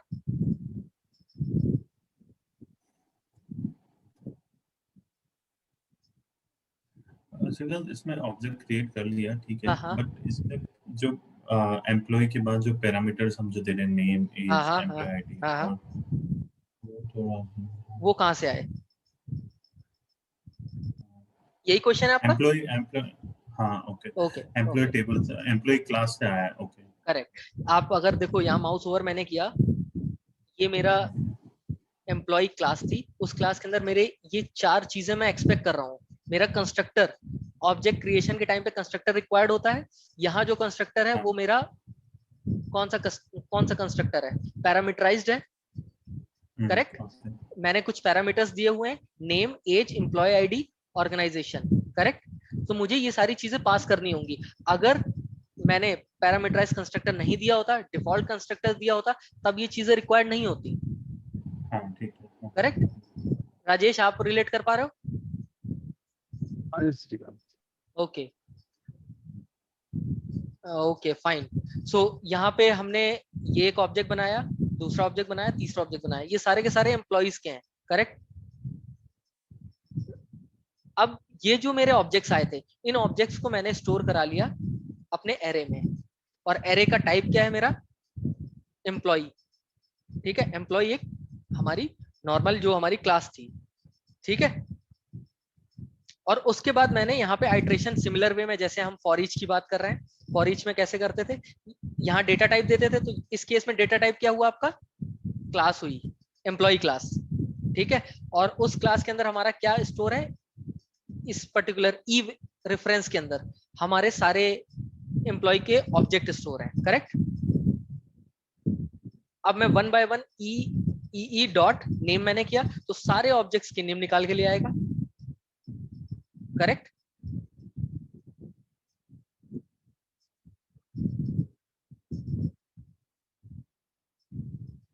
Rajesh, Ravi, Yogesh, bounce bounce हो रहा है सारी चीजें यहाँ पे।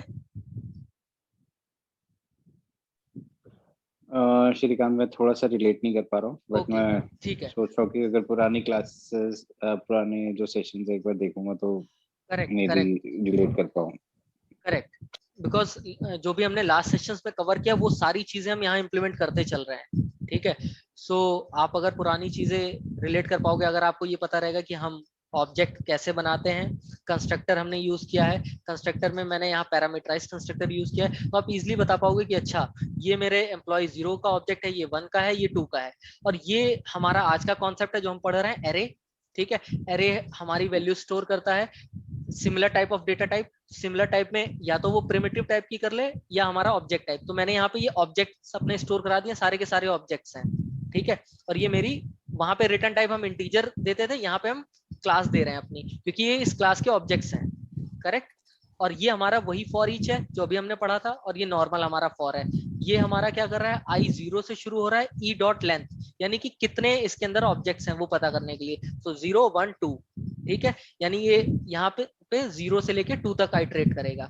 और 1 बाय 1 मैं यहाँ एम्प्लॉय आईडी निकाल रहा हूँ, तो पहले 0 की लाएगा, फिर 2 की लाएगा, 0 1 2 तीनों की एम्प्लॉय आईडी निकाल के ले आएगा। अगर एग्जीक्यूशन प्रोग्राम को देखते हैं तो उसमें भी कुछ इसी तरीके के रिजल्ट्स आ रहे हैं। रिजल्ट्स में अगर मैं पहले वाले की बात करूं तो पहले वाले में मैं यहाँ पे नेम एक्सट्रैक्ट कर रहा हूँ, तो नेम में मेरे तीनों नेम निकल के आ गए। In a similar way second loop जो मेरा है उसमें मैं एम्प्लॉय आईडी एक्सपेक्ट कर रहा हूँ, तो मेरी यहाँ पे सारी की सारी एम्प्लॉय आईडीज आ गई, करेक्ट।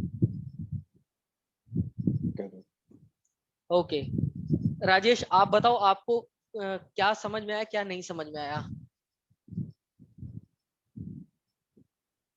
सेकंड से ऊपर का पार्ट क्लियर है, मतलब ये वाला तो कंस्ट्रक्टर जो कॉल के थ्रू किया है ना, ऑब्जेक्ट क्रिएशन, वो तो मतलब पहले क्लास में देखा था वो आ गया समझ में। मैं ये पूछना चाह रहा हूँ, जैसे जैसे जैसे ये एम्प्लॉय वाला आपने एक एरे क्रिएट किया है, इसमें अभी तो हमने इससे माना कि हमने 3 ऑब्जेक्ट बनाए हैं, इसमें डायनामिक भी कर सकते हैं क्या, मतलब अपने जितने भी हों कर सकते हैं, but similar type of data type रखना। अच्छा अच्छा, ठीक है। तो आपको बाकी यहाँ पे ये फॉर ईच और ये समझ में आ गया कि कैसे हमने आइट्रेशन करी, क्योंकि ये भी हमारा पुराना कॉन्सेप्ट है लूपिंग का। जब हमने लूपिंग पढ़ी थी तो हमने फॉर ईच भी पढ़ा था और नॉर्मल फॉर भी पढ़ा था, करेक्ट। ठीक है। सो अगर मैं बात करूं आज के एग्जांपल की, इस एरे की, तो सिर्फ यही एक नई चीज है, बाकी मेरी सारी चीजें पुरानी है, करेक्ट। Okay fine.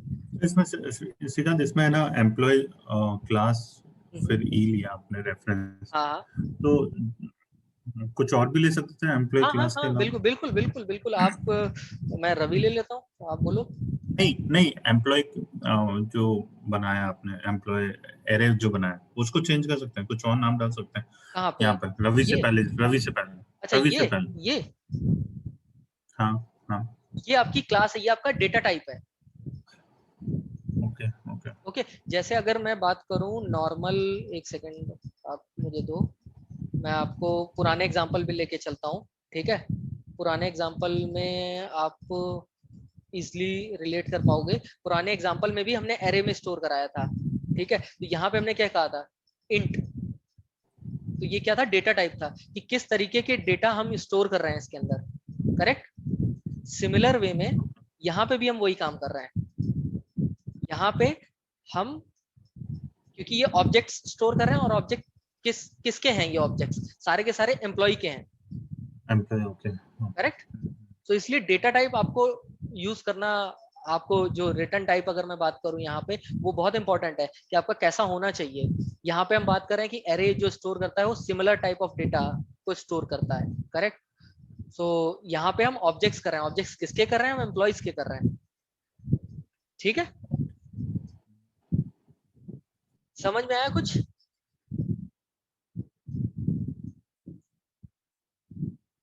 रवि, ये श्रीकांत थोड़ा राजेश, होता।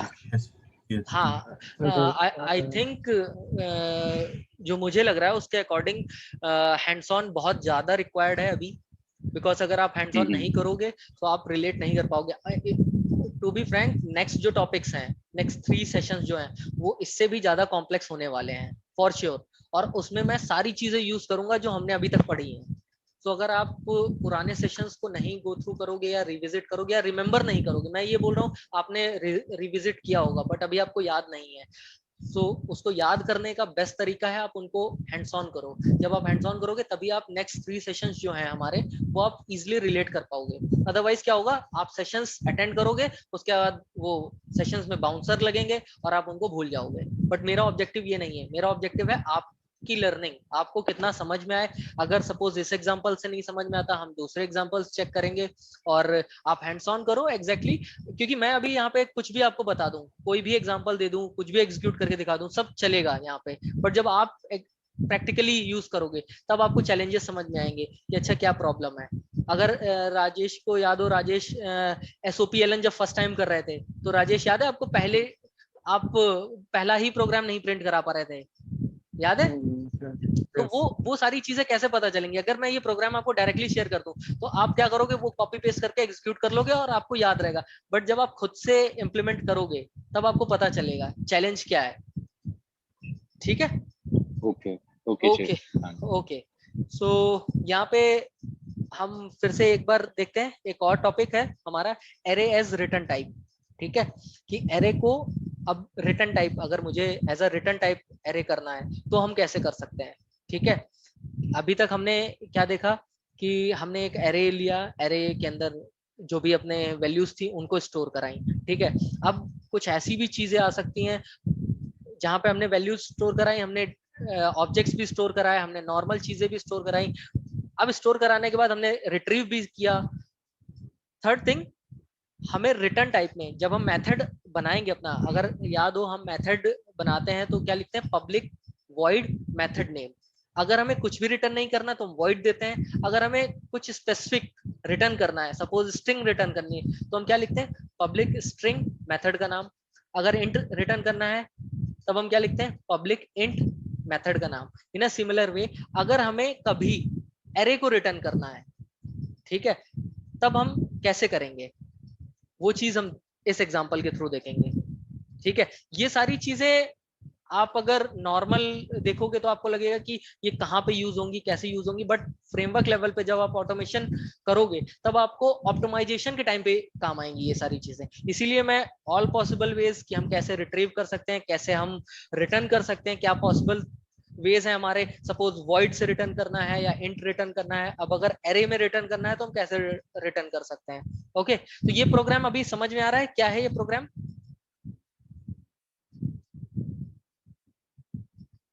राजेश, रवि, योगेश,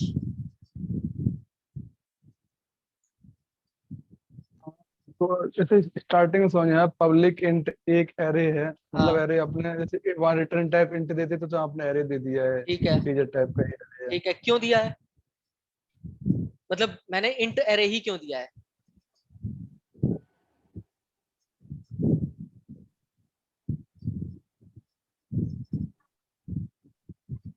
रवि आप बताओगे?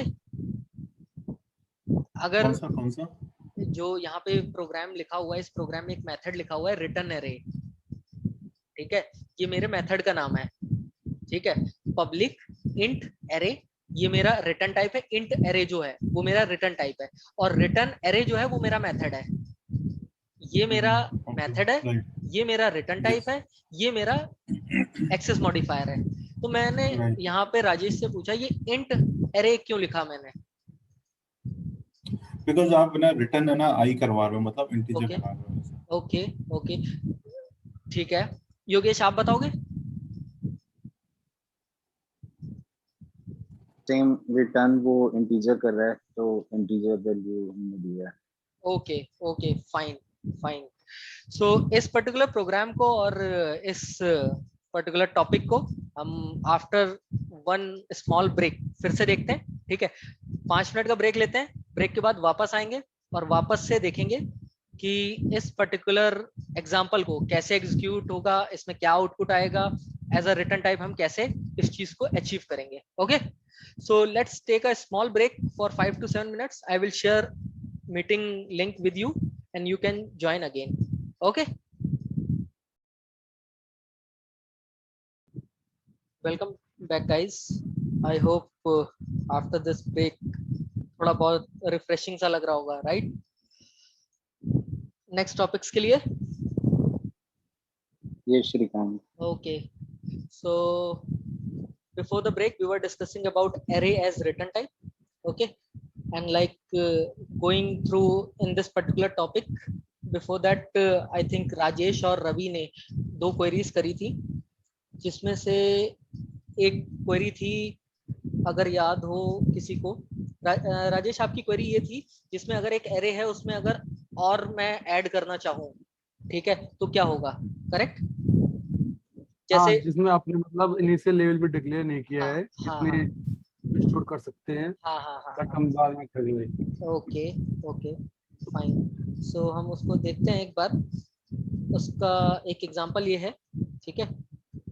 सो एग्जांपल यही था, सेम यही चीज हम कर रहे थे. रोल नंबर है, रोल नंबर के अंदर मैंने ये सेट ऑफ एरे की वैल्यूज सेट कर दी, करेक्ट? 1 2 3 4 5 6 7 8 9 10 11 12 13. अब आप बोल रहे हो कि मैं 14 सेट करना चाहता हूँ, करेक्ट? हाँ, मैं 14 से इंडेक्स पे हाँ, कोई वैल्यू डालना चाह रहा हूँ. कोई डालना चाह रहे हो इसी तरीके, करेक्ट? नहीं तो मैं वैसे करके डाल सकता हूँ ना. कैसे? इसमें तो आपने यहाँ पे नहीं, नीचे रोल नंबर 14 हाँ, इक्वल टू समथिंग कोई वैल्यू डालता हूँ अगर इस तरीके से. ओके, आप ये बोल रहे हो कि 0 1 2 3 4 5 6 7 8 9 10 11 12 13, यानी ऐसे कर दें, ऐसा करने की कोशिश कर रहे हो, राइट? ठीक है, बट यहाँ जैसे आपने बताया था ना, यहाँ हमने इनिशियल लेवल पे डिक्लेयर नहीं किया है इसकी कितनी लिमिट हो सकती है. तो मुझे लगा कि बाद में इसे और अब कोई लिमिट नहीं है डिसाइड, तो बाद में उसमें और कुछ कर सकते हो. आपने ये सोचा, बट यहाँ प्रॉब्लम क्या आएगी वो आप देखो, क्योंकि आपका ये जो रेफरेंस है, अगर मैं बोलूं वेरिएबल जो भी है वो सेम है, दोनों जगह सेम ही यूज कर रहे हैं, correct? Already in this scope, इस वजह से हम इसे नहीं कर सकते. ये आपका बिल्कुल सेम वही पैटर्न है, अगर याद हो जब हमने इनिशियल लेवल पे वेरिएबल्स के बारे में पढ़ा था, वही सेम प्रॉब्लम है यहाँ पे. ठीक है, ओके.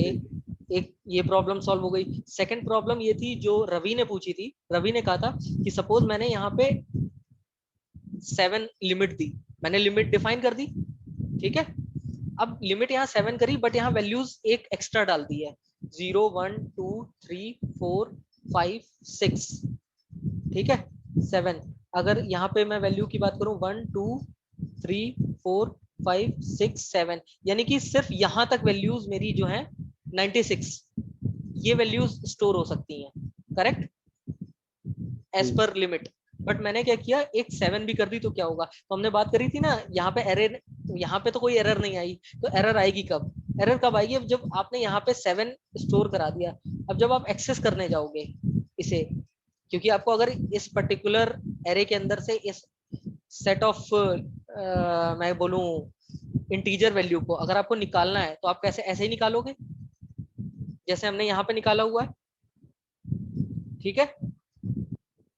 अगर हम इसको ट्राई करेंगे तो यहाँ पे हमें एरर आ जाएगी, ठीक है. ऑल्दो ये हमें कंपाइल टाइम पे नहीं मिली, बट जब हमने एग्जीक्यूशन करी तब हमें ये एरर मिली. इट मींस अगर हम 7 एक्सेस करने जा रहे हैं तो वो उसको वही नहीं कर रहा है, मतलब लिमिट में ही नहीं बता रहा कि ये हमारे पास लिमिट में है, क्योंकि हमने लिमिट ऊपर डिफाइन कर रखी है. लेकिन अगर मैं अभी इसकी लिमिट को बढ़ा दूं, यहाँ पे 8 कर देता हूँ, ठीक है, तो ये सेम प्रोग्राम रन हो जाएगा, करेक्ट. अभी समझ में आया कि अगर हम एक एरे में यहाँ पे अगर कुछ लिमिट प्रोवाइड करते हैं तो उससे क्या इम्पैक्ट होता है. अगर मैंने यहाँ 8 वैल्यू डिफाइन कर दी, तो यहाँ मैं सिर्फ 8 वैल्यूज ही स्टोर कर सकता हूँ. ऑल्दो मैंने स्टोर करते टाइम और भी वैल्यूज स्टोर कर दी, बट रिट्रीवल के टाइम पे मैं रिट्रीव नहीं कर पाऊंगा. रिट्रीवल के टाइम पे मैं उतनी ही वैल्यूज रिट्रीव कर सकता हूँ जो वैल्यूज मैंने अपने एरे में यहाँ पे क्रिएशन के टाइम पे डिफाइन कर रखी है. अगर मैंने बोल रखा है 8 वैल्यूज, तो 8 ही वैल्यूज मैं अपने इंडेक्स बेसिस पे फेच कर सकता हूँ, करेक्ट? राजेश, योगेश, आपको क्लियर हुआ? ये Shrikant. Okay, fine fine. Ravi, आपको भी थोड़ा बहुत क्लियर हुआ होगा, करेक्ट? यही डाउट था आपका?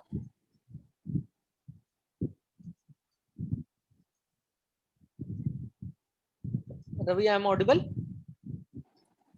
श्रीकांत जस्ट अभी ज्वाइन करा मैं। Okay okay okay okay okay okay. Shrikant, जो मुझे आपने जो मेरा डाउट बताया था उसमें आपने इंट लिख दिया था, इंट हटा दीजिए एक बार। फिर आप यहाँ roll number 14 sorry 13 equal to 25 13 लिखिए यहाँ पर, इसमें ब्रैकेट के अंदर 13 लिख दीजिएगा। लिख देता है, ठीक है। अभी तो इसने एरर नहीं दिया मैं, राइट? हाँ हाँ, अब जब आप आगे इसको मेथड को, जब यहाँ पे भी इसने एरर नहीं दी थी, अगर आप देख रहे हो यहाँ पे भी इसने एरर नहीं दी थी, करेक्ट?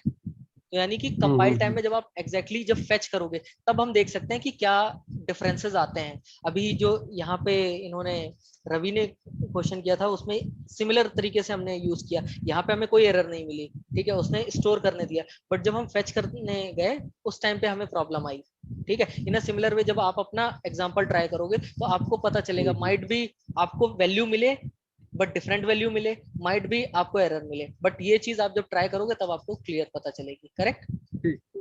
ओके रवि, आपको ये पता चला जो हम एग्जांपल कर रहे थे, आपका ही क्वेश्चन था कि अगर मैंने यहाँ पे 7 वैल्यूज डिफाइन करी हैं और 7 वैल्यूज मैंने ऐड करी बट एक और एक्स्ट्रा ऐड कर दी, उसमें क्या होगा? तो मैंने यहाँ बताया कि अगर करेक्ट, तो अगर यहाँ पे मैं एक एक्स्ट्रा वैल्यू ऐड करता हूँ तो ऐड करने में कोई प्रॉब्लम नहीं है, बट रिट्रीवल के टाइम पे प्रॉब्लम आएगी मुझे, वहां पे मुझे एक्सेप्शन मिलेगी, correct?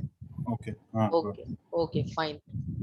Now we can move further this topic, array as return type. Okay, so return type में क्या था, हम बात कर रहे थे, यहाँ पे एक मैंने मेथड बनाया, मेथड पब्लिक मेथड था, यहाँ पे मेरा एक रिटर्न टाइप है int, और ये array जो हमारा सिंबल है, और ये मेरा मेथड का नाम है रिटर्न array, करेक्ट?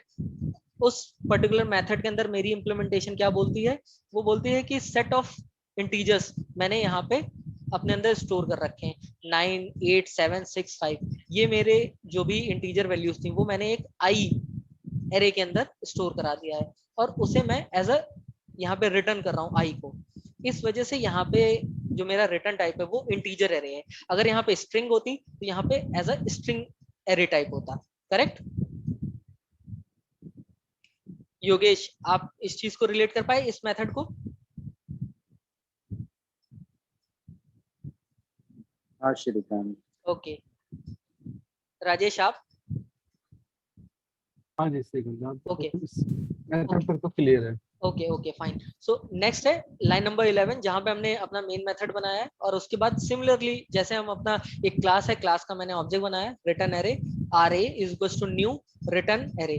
सो योगेश, ये जो लाइन होती है ये हमारा ऑब्जेक्ट बनाने के लिए यूज होती है। मैंने इस क्लास का एक ऑब्जेक्ट बनाया, उसका रेफरेंस है array डॉट रिटर्न एरे। तो रिटर्न एरे मेरा जो है वो एक मेथड है, तो मैंने यहाँ पे मेथड कॉल किया अपने इस पर्टिकुलर क्लास का, रिटर्न एरे क्लास का, और उसको मैंने स्टोर कराया एक इंटीजर एरे, और यहाँ मेरा रेफरेंस है वैल्यू। राजेश, यहाँ पे मैंने इंटीजर एरे क्यों दिया रिटर्न टाइप स्टोर कराते टाइम?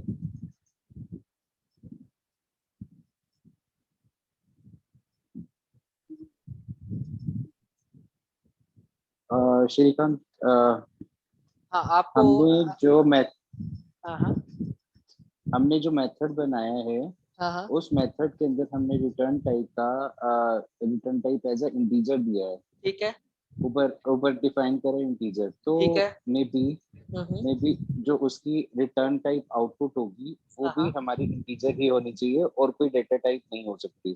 करेक्ट करेक्ट, सही है, आप बिल्कुल सही बोल रहे हो। यहाँ पे हमने क्या किया, array डॉट रिटर्न एरे किया, तो ये जो पर्टिकुलर मेथड है वो हमें क्या रिटर्न करेगा, वो रिटर्न करेगा इंटीजर एरे। अब अगर हम उसकी वैल्यूज को कहीं स्टोर कर रहे हैं वैल्यू नाम के एक वेरिएबल के अंदर, तो हमें उसका डेटा टाइप डिफाइन करना होगा, तो डेटा टाइप क्या होगा, integer array.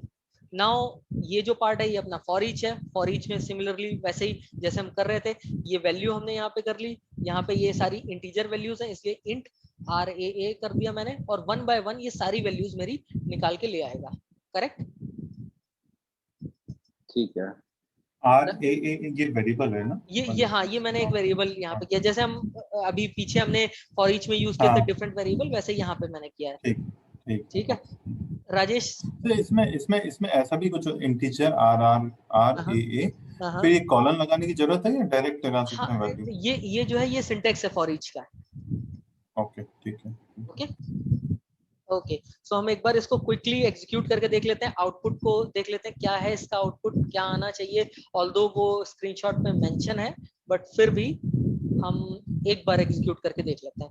So again I am repeating, ये क्लास है मेरी, इस क्लास के अंदर ये मेरा एक मेथड है, मेथड जो है रिटर्न एरे, और ये मेरा उसका रिटर्न टाइप है। रिटर्न टाइप क्या है? As a array, integer array, और यहाँ पे मेरी ये इंटीजर की वैल्यूज सेव हैं, ये रिटर्न मैं कर रहा हूँ, ये मेरा मेन मेथड है, और यहाँ पे मैंने ऑब्जेक्ट क्रिएट किया। ऑब्जेक्ट क्रिएट करने के बाद मैंने RA.return एरे अपने मेथड को कॉल किया, उसकी वैल्यूज मैंने यहाँ पे स्टोर कराई जिसका रिटर्न टाइप था integer array. Now this is for each loop, जिससे मैं 1 by 1 आइटरेशन करके अपना डेटा फेच कर रहा हूँ। क्लियर? आउटपुट देख लेते हैं एक बार, आउटपुट क्या आएगा? आउटपुट आ गया 98765। जिस ऑर्डर में हमारी वैल्यू स्टोर थी उसी ऑर्डर में हमने यहाँ पे अपना आउटपुट देख लिया। Correct? Any doubt? No Shrikant. Okay Rajesh, Ravi, आपको? नो। Okay fine. अभी तक हमने क्या देखा?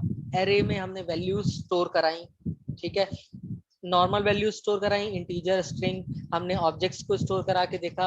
हमने देखा अगर return type array as a return type चाहिए तो कैसे यूज करना है। अब नेक्स्ट है कि अगर array as a method argument चाहिए फिर हम कैसे अप्रोच करेंगे। ठीक है, फर्स्ट थिंग हमने देखा एरे में स्टोर कैसे करते हैं, रिट्रीव कैसे करते हैं। फिर हमने यहाँ पे लास्ट स्लाइड में देखा एरे अगर रिटर्न टाइप है इन दैट केस हम कैसे अप्रोच करते हैं। अब हम देखेंगे अगर array as a method argument है तब हमें कैसे अप्रोच करना है। ठीक है, तो यहाँ पे एक और क्लास है मेथड आर्गुमेंट एरे, जहाँ पे एक मैंने अपना मेथड बनाया है पब्लिक वॉइड कैंडिडेट्स नेम। ठीक है, और ये मेरा यहाँ पे एक एरे है। ठीक है राजेश, ये किस टाइप का एरे है? स्ट्रिंग टाइप का। स्ट्रिंग टाइप का। ओके, तो इसका मतलब हम इसमें सारी की सारी वैल्यूज अपनी स्ट्रिंग टाइप की सेट कर सकते हैं। करेक्ट? ओके ठीक है, ये मेरा मेथड यहाँ पे हो गया। ठीक है, अब इस मेथड के अंदर मैंने क्या इम्प्लीमेंटेशन करी है? मैंने बस यहाँ पे फॉर ईच के थ्रू आइटरेट कर रहा हूँ। आइटरेट क्या कर रहा हूँ? स्ट्रिंग एस, ये स्ट्रिंग एस मेरा डेटा टाइप है। जैसे लास्ट एग्जांपल में अगर बात करें, यहाँ पे फॉर ईच में इंट था, इन अ सिमिलर वे यहाँ पे स्ट्रिंग है, क्योंकि मैं यहाँ 1 by 1 सारी स्ट्रिंग जो भी स्टोर होंगी मेरे एरे के अंदर वो मैं फेच करना चाहता हूँ। एस एक रेफरेंस है और str जो मेरा एरे इसमें आएगा। ठीक है, और ये SOPLN S ये 1 by 1 वैल्यूज जो भी होंगी हमारी रिट्रीव करके प्रिंट कर देगा। ठीक है, यहाँ पे मेरा मेन मेथड है, ये मैंने एक अपना ऑब्जेक्ट क्रिएट किया है मेथड आर्गुमेंट एरे का। ठीक है, और ये मेरा एरे है पर्टिकुलर, ये स्ट्रिंग एरे नेम ये मेरा वेरिएबल है अपने एरे का, और ये मेरी वैल्यू स्टोर है। ठीक है, किसी को डाउट यहाँ पे? जैसे हमने यहाँ पे इंटीजर करा था, यहाँ पे मैंने स्ट्रिंग किया हुआ है। ठीक है, ठीक है, ठीक है। ओके रवि, आपकी तरफ से सब ठीक है? ओके फाइन, ठीक है, अब आगे बढ़ते हैं। हमने क्या किया यहाँ पे m डॉट कैंडिडेट नेम किया। ठीक है, कैंडिडेट नेम के अंदर हमने क्या किया, ये जो हमारा नेम का एरे था वो हमने लगा दिया। ठीक है, ये रेफरेंस पास कर दिया। अब ये क्या करेगा, ये सारी की सारी कॉल किसको करेगा? कैंडिडेट नेम को। कैंडिडेट नेम मेरा कौन सा है? ये है। यहाँ पे क्या एक्सपेक्ट कर रहा था ये particular method? Array of a string, तो हमारी ये array of a string pass हो गई। अब उसके बाद ये मेथड क्या करेगा? 1 by 1 फॉर ईच के थ्रू सारी वैल्यूज आइटरेट करेगा और आउटपुट में रिजल्ट आउट करेगा। कोई डाउट इस प्रोग्राम में कि हमने कैसे एरे को as a method argument use किया? ये सारी चीजें आपको यूजफुल होंगी आगे, इसलिए मैं एक एक एग्जांपल के थ्रू आपको एक्सप्लेन कर रहा हूँ, सो दैट आप जब इम्प्लीमेंट करो या आप जब इन चीजों को एक्सप्लोर करो तो आपको पता रहे कि हाँ ये चीजें भी हैं जो हमें कंसीडर करनी है, सो दैट जब आप ऑटोमेशन करोगे तो आप इजिली ऑप्टिमाइज कर पाओगे अपने कोड को। ठीक है, एनी डाउट या हम डायरेक्ट एग्जीक्यूशन पे चले?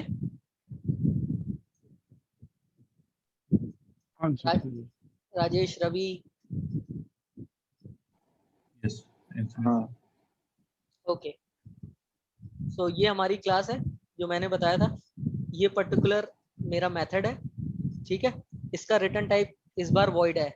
लास्ट टाइम याद होगा जो लास्ट एग्जांपल था उसमें एरे था, यहाँ पे वॉइड है क्योंकि ये मेथड कुछ भी रिटर्न नहीं कर रहा है, बट ये मेथड एक्सपेक्ट कर रहा है array of a string. Okay, और इस मेथड के अंदर जो इम्प्लीमेंटेशन है वो बस इतनी सी है कि मैं वन बाय वन अपने सारे एरे के अंदर जो भी चीजें स्टोर हैं वो one by one print out कर दूं। This is our main method. ये हमारा ऑब्जेक्ट क्रिएशन का काम कर रहा है, और उसके बाद मैंने ma डॉट कैंडिडेट नेम किया।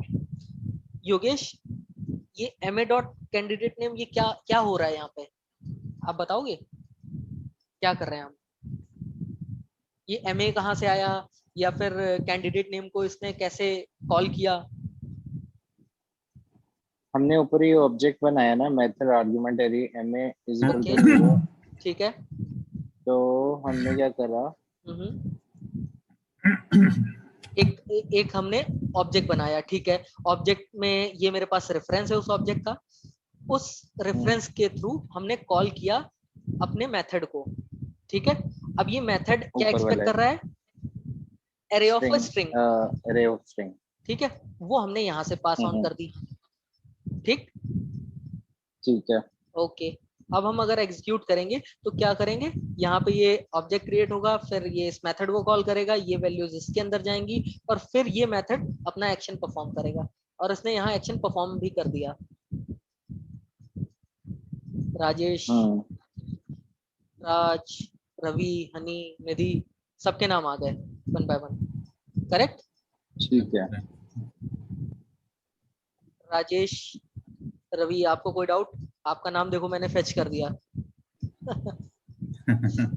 Correct, okay. सो यहाँ तक चीजें थोड़ी क्लियर हुई, समझ में आई क्या हमने बात करी अभी तक एरे के बारे में? बिल्कुल। ओके, हाँ जी। ठीक है, थोड़ा और एरे के बारे में डिस्कस कर लेते हैं। अभी तक एरे के बारे में इतना पढ़ा था या सुना था जितना हमने अभी तक डिस्कस किया है? अभी हम और भी डिस्कस करने वाले हैं एरे पे। नहीं।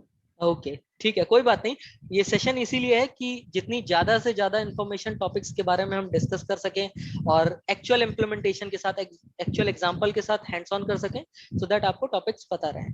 ओके, नेक्स्ट बहुत ही छोटा सा टॉपिक है, लेंथ वर्सेस लेंथ। ठीक है, अगर आप प्रोग्रामिंग करते हो कहीं पे भी, आप इंटरव्यू में कोई भी अगर क्वेश्चन पुटअप होता है तो ये एक बहुत बेसिक क्वेश्चन पुटअप हो जाता है लेंथ वर्सेस लेंथ का। ठीक है, कहाँ पे हम लेंथ यूज करते हैं, कहाँ पे हम लेंथ मेथड यूज करते हैं। ठीक है, ये एक बहुत छोटा सा एग्जांपल था, मैंने सोचा कि इसको कवर अप करते हैं सो दैट आपको इंटरव्यू पॉइंट ऑफ व्यू से क्लैरिटी रहे। ठीक है, तो यहाँ पे सिंपल सा एक मैंने क्लास बनाई है length, public static void main मेरा मेन मेथड है। इंटीजर आई, इसमें सारी वैल्यूज इंटीजर की स्टोर है। आगे मैंने यहाँ पे एक स्ट्रिंग करी हुई है, स्ट्रिंग मेरी श्रीकांत पांडे है। ठीक है, अब इसके बाद आगे का राजेश या रवि आप बताओ क्या किया है मैंने यहाँ पे? इसमें क्या आई डॉट लेंथ, उस हाँ। एरे की कितनी लेंथ है, मतलब कैपेसिटी, वो तरीके से जैसे वो कितनी मतलब कितनी कैपेसिटी है एरे की, जैसे हम लोग इनिशियलाइज नहीं करते थे उस समय, करते थे 5 लेंथ का है, वो करेक्ट बता देगा। ठीक है, ओके। और दूसरे में स्ट्रिंग डॉट लेंथ, ये स्ट्रिंग का कोई शायद फंक्शन होगा लेंथ करके, वो इस स्ट्रिंग की लेंथ बता देगा कितने इसमें कैरेक्टर्स हैं।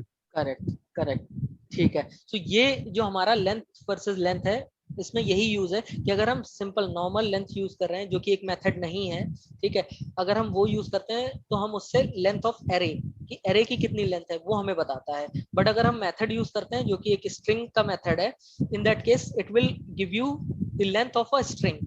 ओके, ये यहाँ पे मैंने इसलिए डिफरेंशिएट करके आपको बताया है क्योंकि जब आप प्रोग्राम्स देखोगे स्ट्रिंग और एरे के, वहां पे मोस्ट ऑफ द टाइम आपको लेंथ और लेंथ मेथड आपको यूज करना होगा। तो आप अगर कंफ्यूज हो गए कि लेंथ करना है या लेंथ मेथड करना है तो आपका आउटपुट गलत हो जाएगा, इवन आप समझ ही नहीं पाओगे, क्योंकि most of the time interviews में क्या होता है, प्रोग्राम लिखना पड़ता है, करेक्ट। अब जब आप लिख रहे हो तो आपको याद नहीं होता कि मेथड लिखना है या यहाँ पे मुझे नॉर्मल लेंथ यूज करना है, correct. In that case interviewer easily जज कर लेता है कि आपको आइडिया नहीं है एरे और स्ट्रिंग के बीच का, करेक्ट। इसलिए मैंने यहाँ पे एक एग्जांपल दिया है, बहुत ही बेसिक है। इस बेसिक एग्जांपल में मैंने क्या किया है, एक इंटीजर एक अपनी स्ट्रिंग बनाई है, SOPLN किया है आई डॉट लेंथ, ये पर्टिकुलर मेरे एरे की लेंथ बताएगा, यहाँ पे काउंट करेगा और कितना उसकी लेंथ है वो मुझे आउटपुट में दे देगा। इन अ सिमिलर वे मैंने यहाँ पे स्ट्रिंग की अगर लेंथ पता करनी है तो वो मुझे स्ट्रिंग की लेंथ दे देगा। Any doubt? अगर इंटरव्यू में कोई क्वेश्चन करता है तो आप आंसर कर पाओगे अभी इसे? ये बहुत बेसिक था। ये स्ट्रिंग के लिए हम मेथड यूज करते हैं और एरे की लेंथ के लिए dot length use dot length, correct correct, ठीक है।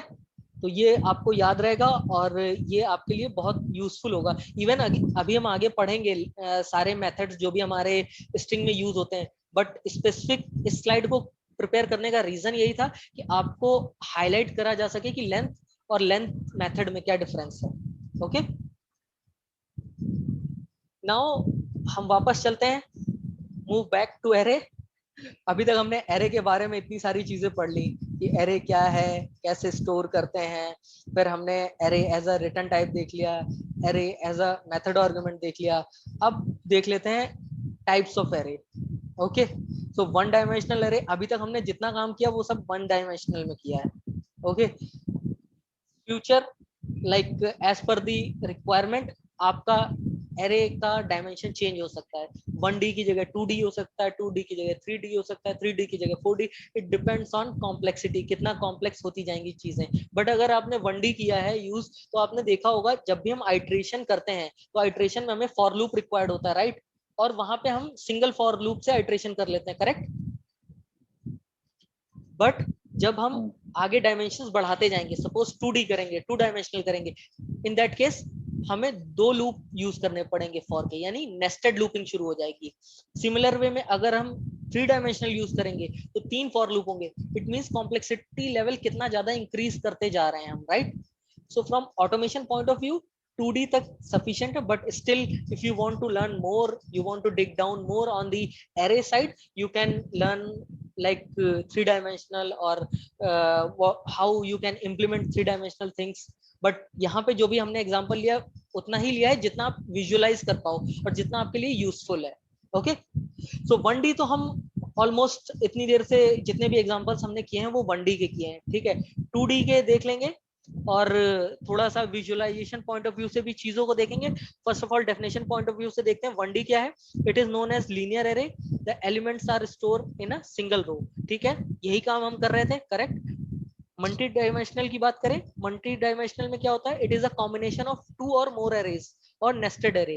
इन this we can even use more than 2 rows or column, ठीक है। सारी चीजें मल्टी डायमेंशनल की बातें आगे हम देखेंगे कैसे होंगी, but 2 dimensional is also a part of multi dimensional. तो मैं यहाँ पे एक एग्जांपल आपको शो करूंगा 2D का, क्योंकि 2D ही इतना कॉम्प्लेक्स हो जाएगा कि आप 3D पे जाते समय आप उतना विजुअलाइज नहीं कर पाओगे। तो 2D तक हम विजुअलाइज करते हैं, वहां तक हम हैंड्स ऑन करते हैं और चीजों को समझने की कोशिश करते हैं, ठीक है।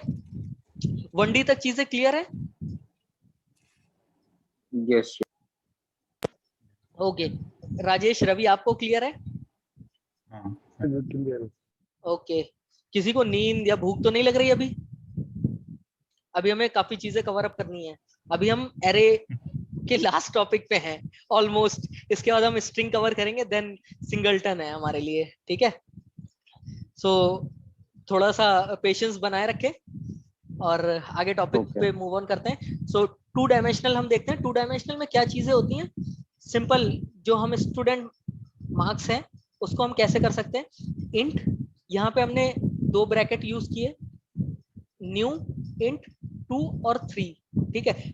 यहाँ पे कोई बताएगा ये 2 3 क्या चीजें हैं?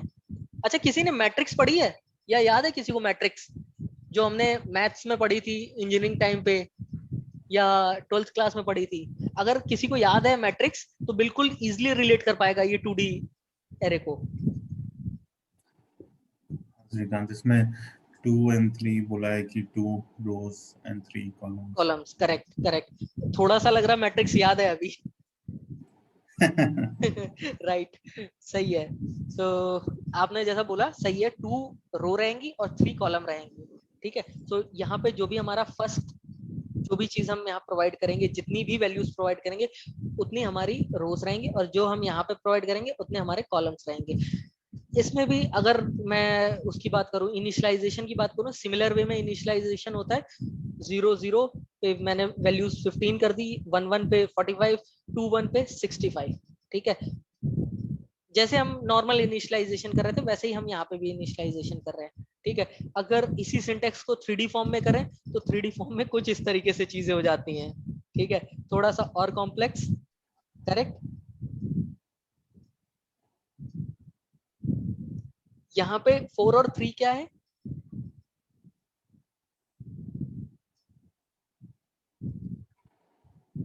रवि बताओगे आप? लास्ट टाइम आपने करेक्ट आंसर दिया था, इस टाइम भी आप करेक्ट दोगे, आप बोलो 4 और 3 क्या है?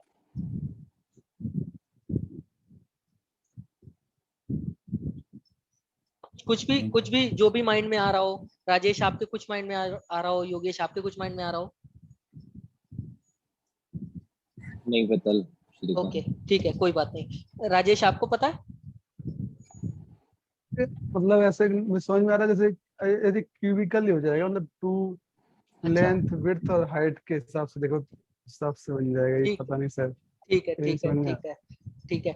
इसीलिए मैंने ज्यादा कॉम्प्लेक्सिटी लेवल ना बढ़े, हमें जितना जरूरी है ऑटोमेशन पॉइंट ऑफ व्यू से, मैंने यहाँ पे 2D एरे की ही इंप्लीमेंटेशन करके मैं आपको दिखाऊंगा। बट 3D का मैंने सिंटेक्स आपको दे दिया कि कैसे क्या सिंटेक्स होता है, ठीक है। तो सिंटेक्स मैं एक्सप्लेन भी कर देता हूँ थोड़ा बहुत, ठीक है। 4 और 3 का मतलब यहाँ जैसे रवि ने बोला था, सिमिलर वे में ये रो है, ये कॉलम है, ठीक है। अब ये 2 क्या है, ठीक है। तो 2 यहाँ पे है हमारा कि कितने हमारे 2 डायमेंशनल एरेज यहाँ पॉसिबल है। सपोज यहाँ मैंने 3 कर दिया या 4 कर दिया, इट मींस 4 2 डायमेंशनल एरेज होंगे इसके अंदर, ठीक है। तो ये हमें डिफाइन करता है नंबर ऑफ 2 डायमेंशनल एरेज, ये वैल्यू। अब आप समझ रहे हो कि कितनी कॉम्प्लेक्सिटी है। ऑलरेडी यहाँ पे 2 डायमेंशनल एरे है, ठीक है। अब सपोज यहाँ पे 2 दिया हुआ है, यानी कि 2 2 डायमेंशनल एरे होंगे जिनमें रोज की बात करें तो पहला जो 2 डायमेंशनल एरे होगा उसमें 4 रो होंगी, 3 कॉलम होंगे, और जो दूसरा हमारा एक एरे होगा, ठीक है, उसमें भी हमारी 4 और 3 की होंगी। तो it means it contains 2 dimensional arrays, correct. और अगर यहाँ पे 3 वैल्यूज हो गई तो so it means 3 2 dimensional arrays it will store, correct. अभी समझ में आया? थोड़ा सा विजुअलाइजेशन कर लेते हैं, तब थोड़ा ज्यादा क्लियर होगा। yes. जो मैंने बात कही थी, ठीक है। 2D और 3D को पहले विजुअलाइज करते हैं, तब समझ में आएगा कि क्या है 2D एंड 3D। तो 2D, पहले 2D को देखते हैं। 2D तो बहुत इजी लगेगा आपको। यहाँ पे मैंने क्या किया, 2 और 3 यानी 2 रो 3 कॉलम, 2 रो 3 कॉलम, करेक्ट। स्टूडेंट के मार्क्स हैं यहाँ पे कैसे 0 0 0 1 0 2 1 0 1 1 1 2, जैसे वहां पे इंडेक्स होती थी 0 1 2 3 4 5, यहाँ पे इंडेक्सेस ऐसे होंगी 2D में। कोई डाउट किसी को? No. Rajesh, Ravi? No. Rajesh, I am audible? Yes, 2D is clear ना। ओके, ठीक है। 3D भी थोड़ा क्लियर हो जाएगा, विजुअलाइज करते हैं। 3D में मैंने क्या कहा था, यहाँ पे 2 लिखा था, ठीक है। तो 2 क्या है, यहाँ पे 0 1, ठीक है। मैंने कहा था कि जितनी वैल्यूज यहाँ पे होंगी उतने टू डायमेंशनल एरेज मेरे ऐड होते जाएंगे। तो यहाँ पे 2 है, सो 0 1 ये मेरी इंडेक्स हो गई। नाउ 3 and 4 ये क्या है, 3 रोज 4 कॉलम, 3 रोज 4 कॉलम।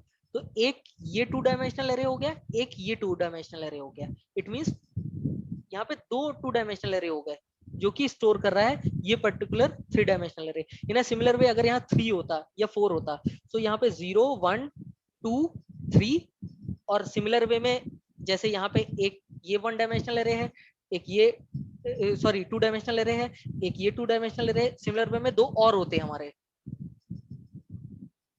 श्रीकांत इसमें ये बता दो 3D वाले में, जैसे अगर मैं जस्ट 0 1 1 है, ठीक है, मैं वहां वैल्यू डाल रहा हूँ, इसका मतलब ये लेफ्ट वाले में ये इस वाली कॉलम में वैल्यू आएगी जो 1 1 के है, राइट? यहाँ पे 0 1 1 है अगर तो 0 0 1 1 है 1 अगर, 1, हाँ ओके हाँ, तो कहाँ पे वैल्यू जाएगी? ये 4th इस वाले पे आनी चाहिए, ये हिसाब से 0 मैं बता ये 0 0 होगा, ठीक है, ये 0 1 होगा, और ये 0 लेफ्ट वाले में आएगी ना वो, तो 0 1 1 है अगर 0 1 1 है अगर, तो 1 1 हाँ, की बात अगर करें 1 1, हाँ यहाँ पे, हाँ करेक्ट करेक्ट करेक्ट, इस जगह वैल्यू स्टोर होगी, करेक्ट? हाँ हाँ हाँ करेक्ट करेक्ट करेक्ट, ठीक है ठीक और है। अगर वही 1 1 1 होता तो ये राइट वाले में इस जगह होती हाँ है ना? हाँ हाँ हाँ, तो ये ठीक है, सिर्फ एक विजुअलाइजेशन पर्पस से है, आप खुद ही देख रहे होगे कितना कॉम्प्लेक्स है, ठीक है। अभी जबकि मैंने यहाँ सिर्फ 2 ही 2 डायमेंशनल एरे लगाए हुए हैं, ठीक है। अगर यहाँ पे जितना साइज ये बढ़ता जाए, 3 हो जाए 4 हो जाए, तो कितना ज्यादा कॉम्प्लेक्स होता जाएगा हमारा, करेक्ट? विजुअलाइजेशन क्लियर हुई रवि, राजेश, योगी? ओके ठीक है ठीक है। आपको अगर सर्च आउट करोगे तो आपको यहाँ तक चीजें मिलेंगी, ठीक है, बट विजुअलाइजेशन लेवल में आप कंफ्यूज हो जाओगे कि कहाँ कैसे विजुअलाइज करना है। इसलिए मैंने एक डायग्राम बना के आपको शो किया है कि कैसे हमारा 3D विजुअलाइज होता है, ठीक है। ये 2D पे हम काम करेंगे, अभी 2D का एग्जांपल देखेंगे, 2D की इम्प्लीमेंटेशन देखेंगे। 3D में अगर कोई इंटरेस्टेड है और ज्यादा नॉलेज गेन करना चाहता है, so like can explore and can implement 3D or like 4D and number of Ds, right? So it totally depends on the implementation. तो ये है मेरा 2D। फिर से हम देखते हैं 2D में कैसे इनिशियलाइजेशन करते हैं। यहाँ पे अगर देखो मैंने एक इनिशियलाइजेशन का ये भी यहाँ लिखा हुआ था 0 0 1 1 2 1, करेक्ट। बट यहाँ प्रोग्राम में मैंने इस तरीके से इनिशियलाइज किया, करेक्ट? कर सकते हैं कि नहीं कर सकते हैं?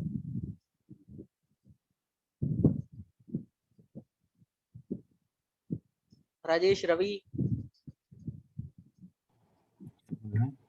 कर सकते हैं ना?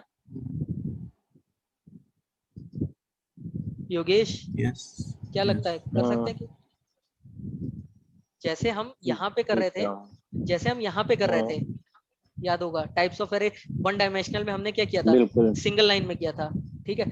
सिमिलर वे में मैंने यहाँ पे सिंगल लाइन में कर दिया है। यहाँ पे मैंने अपने 2 एरे ब्रैकेट दे रखे हैं कि भाई ये 2 डायमेंशनल है, ठीक है, और ये मैंने अपनी वैल्यूज यहाँ डिफाइन कर दी हैं। अब ये वैल्यूज कैसे स्टोर होंगी वो मैंने यहाँ पे एक विजुअलाइजेशन के लिए एक मैट्रिक्स बना दी है, ठीक है। क्यों? क्योंकि ये मेरा 2 रो 3 कॉलम का है, ठीक है, 0 1, और ये मेरे कॉलम्स पे वैल्यूज सेट हो गई, ठीक है। सो 0 0 0 1 0 2 1 0 1 1 1 2, ठीक है ठीक है। अब यहाँ पे वैल्यूज अगर स्टोर करने की बात करें तो ये 0 0 पे हो गई, ये 0 1 पे हो गई, ये 0 2 पे हो गई, ये मेरा 1 है, ठीक है, 1 रो, तो रो नंबर 1 पे 1 0 1 1 एंड 1 2। क्लियर? वैल्यूज कैसे स्टोर हुई? यहाँ पे इजी था वैल्यूज को स्टोर करना, समझ में आ रहा था आपको, बट यहाँ पे प्रॉब्लम होती, इसलिए मैंने मैट्रिक्स फॉर्म यहाँ पे बना दी। क्योंकि अगर मैं यहाँ पे अभी यहाँ फेच कर रहा हूँ कि 1 1 की वैल्यू ला के दो, अगर ये डायग्राम नहीं होता आपके पास तो माइट भी आप आउटपुट नहीं एक्सपेक्ट कर पाते, करेक्ट?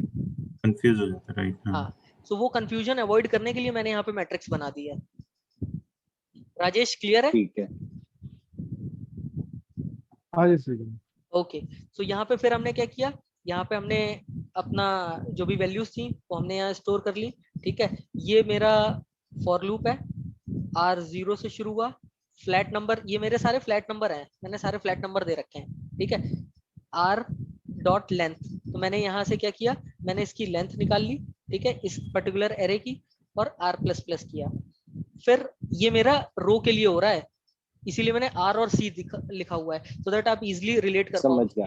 आर मतलब रो जी। नंबर और सी मतलब कॉलम। ठीक है, कॉलम नंबर। हाँ ठीक है, तो पहले हम रो आइटरेट करेंगे। रो हमारे पास कितनी है, 0 और 1, दो रो है।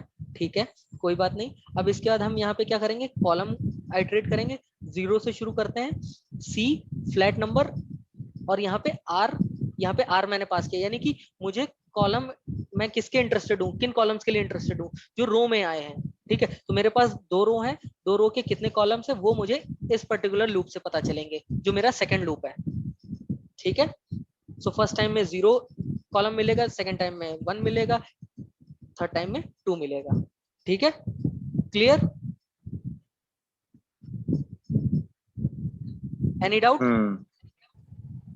ठीक है, इसमें जो फर्स्ट आइटरेशन है 4 की, उसमें हमारा फर्स्ट आइटरेशन में फर्स्ट मान लो उसने मेरे को लेंथ निकाल के दिया, हाँ 3 लेंथ दी। ठीक है, अब मतलब कि मेरा फोर लूप 3 टाइम्स एग्जीक्यूट होना है। अब उसका फर्स्ट आइटरेशन जब चल रहा है तो आउटपुट में आया 1। तो आपने क्या करा, आर की जो वैल्यू थी 1 वो नेक्स्ट फोर लूप में पास करी, और आपने उसे बोला कि हाँ 1 का मेरे को कॉलम काउंट निकाल के दे दो। Correct, okay. ठीक है, सो यहाँ पे आपका नेस्टेड लूप है, इसी को नेस्टेड लूपिंग कहते हैं। ठीक है, लूप इनसाइड लूप। ओके, ठीक है, फिर मैंने यहाँ एसओपीएलएन लगाया, आर और सी करा कि यहाँ पे जो भी वैल्यूज 0 0 0 1 1 0 1 2 जो भी हैं, सारी वैल्यूज मेरी प्रिंट कर दे। मेरे यहाँ सारे के सारे फ्लैट नंबर्स आ गए। नाउ नेक्स्ट जो मैंने एक एसओपीएलएन करा है, यहाँ पे मैं स्पेसिफिक आउटपुट लेना चाह रहा था। ठीक है, ये आपके एग्जांपल के लिए मैंने सोचा था कि मैं आपसे ही पूछूंगा कि 1 1 पे क्या वैल्यू आएगी। ठीक है, तो अभी आप रिलेट कर पा रहे हो 1 1 पे क्या वैल्यू आनी चाहिए? बिल्कुल। राजेश, आप कर पा रहे हो?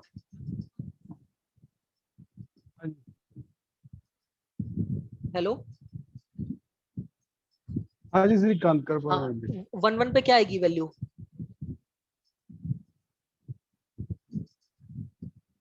123। ओके, रवि 150 150 आएगी। ओके, नहीं 0 0 okay, so 123, yes. 123. Okay, so we will see what will be the output of 1 1 after a small break. After the break we will execute this particular program and check the output. Okay, so let's take a small break for 5 to 7 minutes, then we can again join.